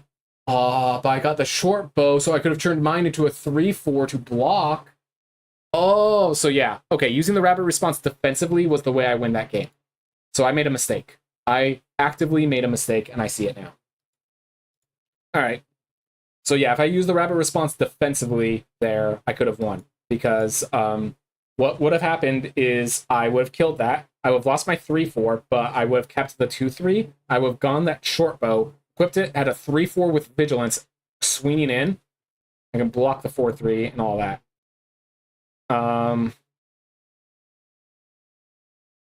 Do I want to be... I want to be aggressive like this. Because, like, do I want to be aggressive and equip the short bow? I want to be aggressive by making a flying beater and saying I'm threatening 6 damage to you next turn. Do you have response?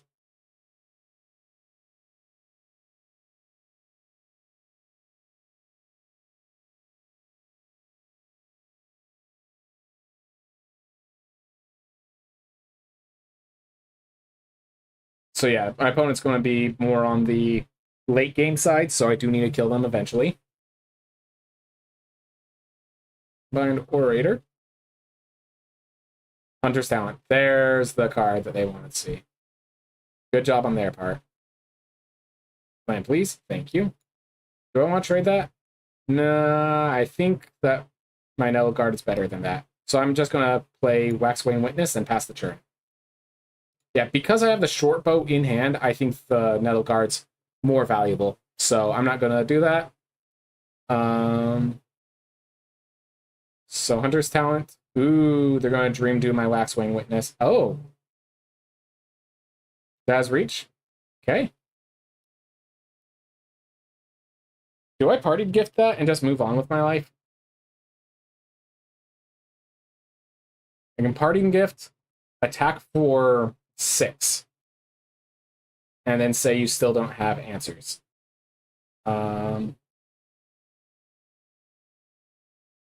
I think that's the way I have to do this, because they are slowly gaining more value than I am. The alternative is Shortbow Nettle Guard attack. If I build up, they're going to build up faster because they have Hunter's Talent and just drew a bunch of cards. I think we have to go for the tempo kill. I think the decision is we have to tempo kill him.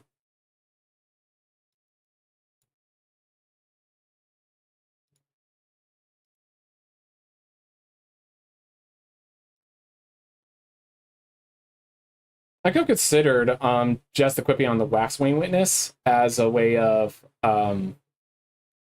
just making sure there's a clear threat there. So next turn, I mean, I could short bow again to turn into a 4/4. I can...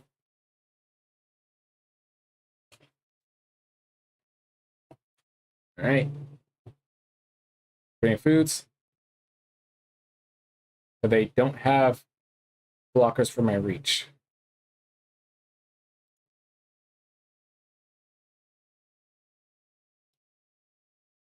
All right. So if I attack with the 4/4, I think they just block. I don't think that's where I want to be. I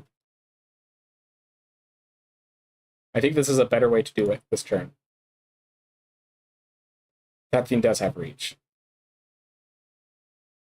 That thing has reach. Gosh darn it. All right.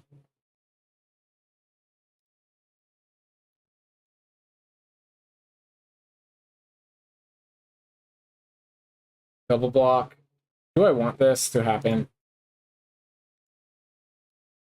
I think it's actually more important I destroy the Hunter's Talent now. Yeah, Lily Splash Mentor having reach really curved my power. Yeah, so frogs, I am a much slower deck. So I did say I need to go aggressive. I failed to go aggressive. Now we're here. Worth noting, double Dream Dew Entrancer and a Lily Splash Mentor.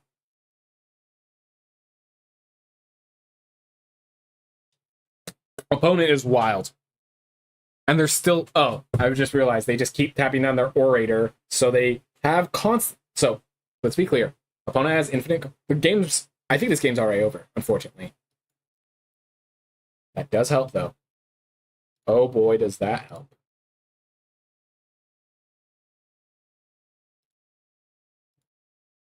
Activate only as a sorcery. Good.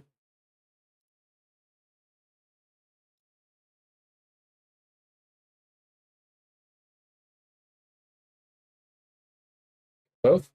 Alright. I'm killing the Lily Splash Mentor first.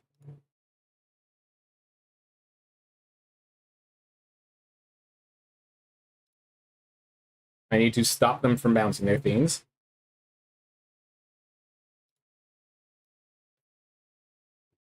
Oof. Alright, so I do have this 4/6. And any creature, if they kill it, any creature I draw is... I think the game's over. I think the game ended a long time ago, but now it's just official.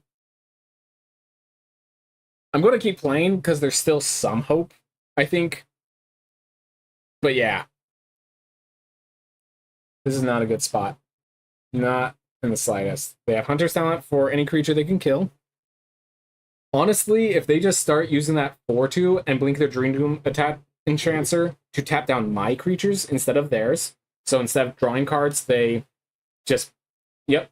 So now if they use this to tap my Waxwing Witness, then my next creature they play, they tap that down, and the next creature they play, they tap that down, etc., etc., etc., until the Heat Death of the Universe. I have to try, though.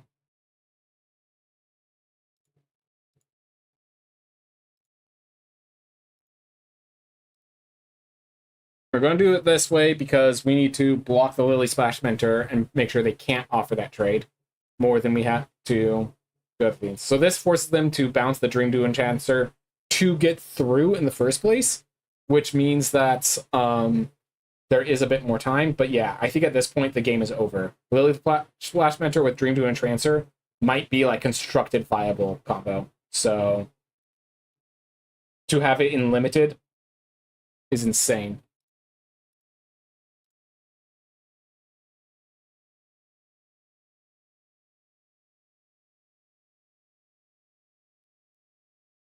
I don't know how I beat this.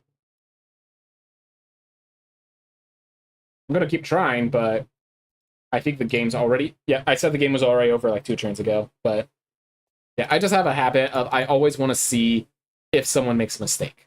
I'm not going to be the person who waits to see if they DCI, they disconnect, but I am going to be the kind of person that sees if they make a mistake.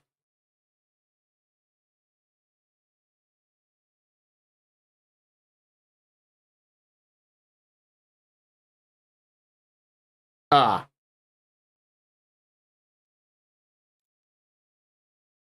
I'll give them a good game and let them finish. Yep. Okay, so yeah, that was insane. So the value of that mouse deck is that stuff like that doesn't have time to happen. Good to know. Good to know. All right. That's something. Honestly, with no Banishing Lights, it's kind of hard to build the white control deck. I did say that this was weaker than previous. I don't think this is a 3-1 deck. I think this is a 5-1 deck. I think I should be able to win more than I am. I made a mistake in my last game, which caused the loss. Maybe I have too heavy a top end. I don't have enough early game. Maybe that's what's causing it. Definitely the lack of 2-drops is a huge part. But yeah, frogs just having reach. That's a thing. It's a thing. All right. Control's hard because there's not many 2-drops in this format.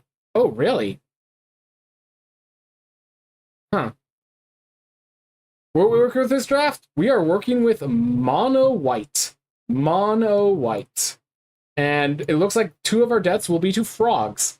Because last one literally had a constructed level combo. I swear. It had the Dream Do Enchanter, and then had a constant way to keep bouncing cards.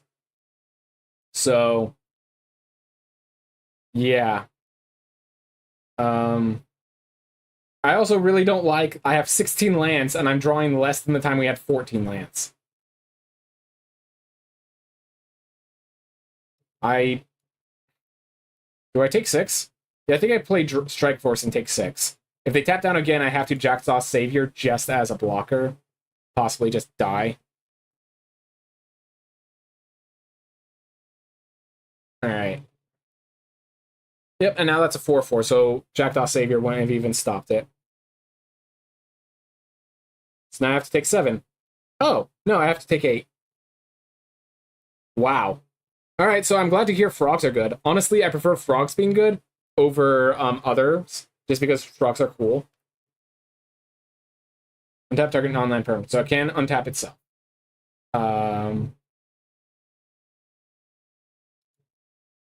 Non-land permanent? Okay.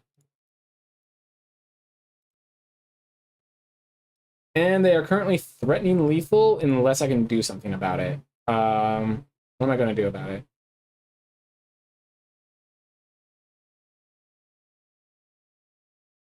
Lesser mana value. All right, so I can't do that. So I just have to hold up the Parting Gust.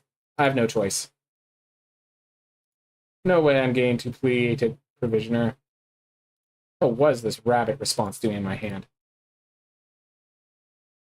Yep. So if they have another good play that taps down my cards and stops my threats presentation, I mean, there's nothing I could do, really. I want to stop that. They have a combat trick. All right, gains hexproof. I mean, I'm going to try to finish it out, but, like, that game ended really quick. They went first. I couldn't draw beyond my starting lands. So yeah, I'm at 3 health. They have a 2-1 flyer and 2 lethal attackers otherwise. And I couldn't draw lands. Thanks. I do like that frogs are popping off because they're hopping off, I guess you could say. But yeah, this deck I think should have gone 5 wins. It went 3. I'm not unhappy with 3. 3 is definitely the place where you want to get it. But yeah, it was weird. We drafted basically all white cards. We didn't get a single Banishing Light, so that kind of hurt us. We just had to deal with the Parting Gusts. Short Bows worked wondrously. I think the Short Bow was a great mid-range card. Just allowing us to trigger all of our Valiants and then doing a bunch of stuff otherwise. Was there anything? Carrot Cake, come and get it. I probably wanted to play another Veteran Guard Mouse over the Head of the Homestead, maybe. Just because I have so many good uses of Valiant. Sharepot as another kill spell? Maybe. Star Channeler, we don't have enough lose life. Carrot Cake, we really don't need 2 drops that hard. Yeah, I honestly think it's just frogs are that good. Frogs are that good, and opponents did some wild fiends, and I did throw away that one match. I do recognize I threw away that one match. And with that, I think I'm done with drafts for the day. My throat's hurting, but hey, I got more gems than I spent, and I'm really proud of my work. Just going to pop open the packs, and then I'm going to clock out for the night.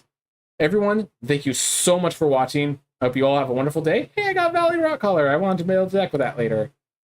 But yeah, thank you all for watching. I'll see if there's after I'm done opening the packs, I'll see if there's anyone worth rating that I know of. See you later, Focus. All right. So let's see. Ooh, always good to get rare wild cards. Just good way to make sure your collection's full. Season of Weaving. Ooh, I have a deck that might be able to use that. All right. Ooh. Keep it moving. Hired Claw. I played it standard a little bit, and there's a person who had a Hired Claw deck that they did not know how to play. Do like these villages and stuff in draft. All right. Three Tree City. I don't think this card. I think this card's what do you call it? It's a commander card. It's not for constructed. It's not really for other formats. It's just like commander, maybe modern with elves or something. But I feel like elves has other ways. Well, I guess it's a land. It doesn't cost anything. But yeah. Anyways, whew. Let's see if there's anyone worth rating. Otherwise, I'm just gonna close out. Where's the? Let's see, sub only. Magical's raid channel. Anyone? Subble the page. Reslet. All right, so any of my followers? All right. I think I might just gonna do magic content then. So I'm just gonna raid just some random magic channel. Let's see. Blue Knights. Let's see if there's someone who's doing draft and sealed cute critters. Let's see how Raise It is. All right. Let's just start the raid and hopefully. So I will be clear. I have no idea who this chatter is, but hey, why not have some fun? All right. Start raid. Ready in 10. Everyone, thank you so much for watching. Thank you for the raid. I'm not going to go into the chat myself, I'll be honest. But thanks everyone so much for watching. Bye-bye.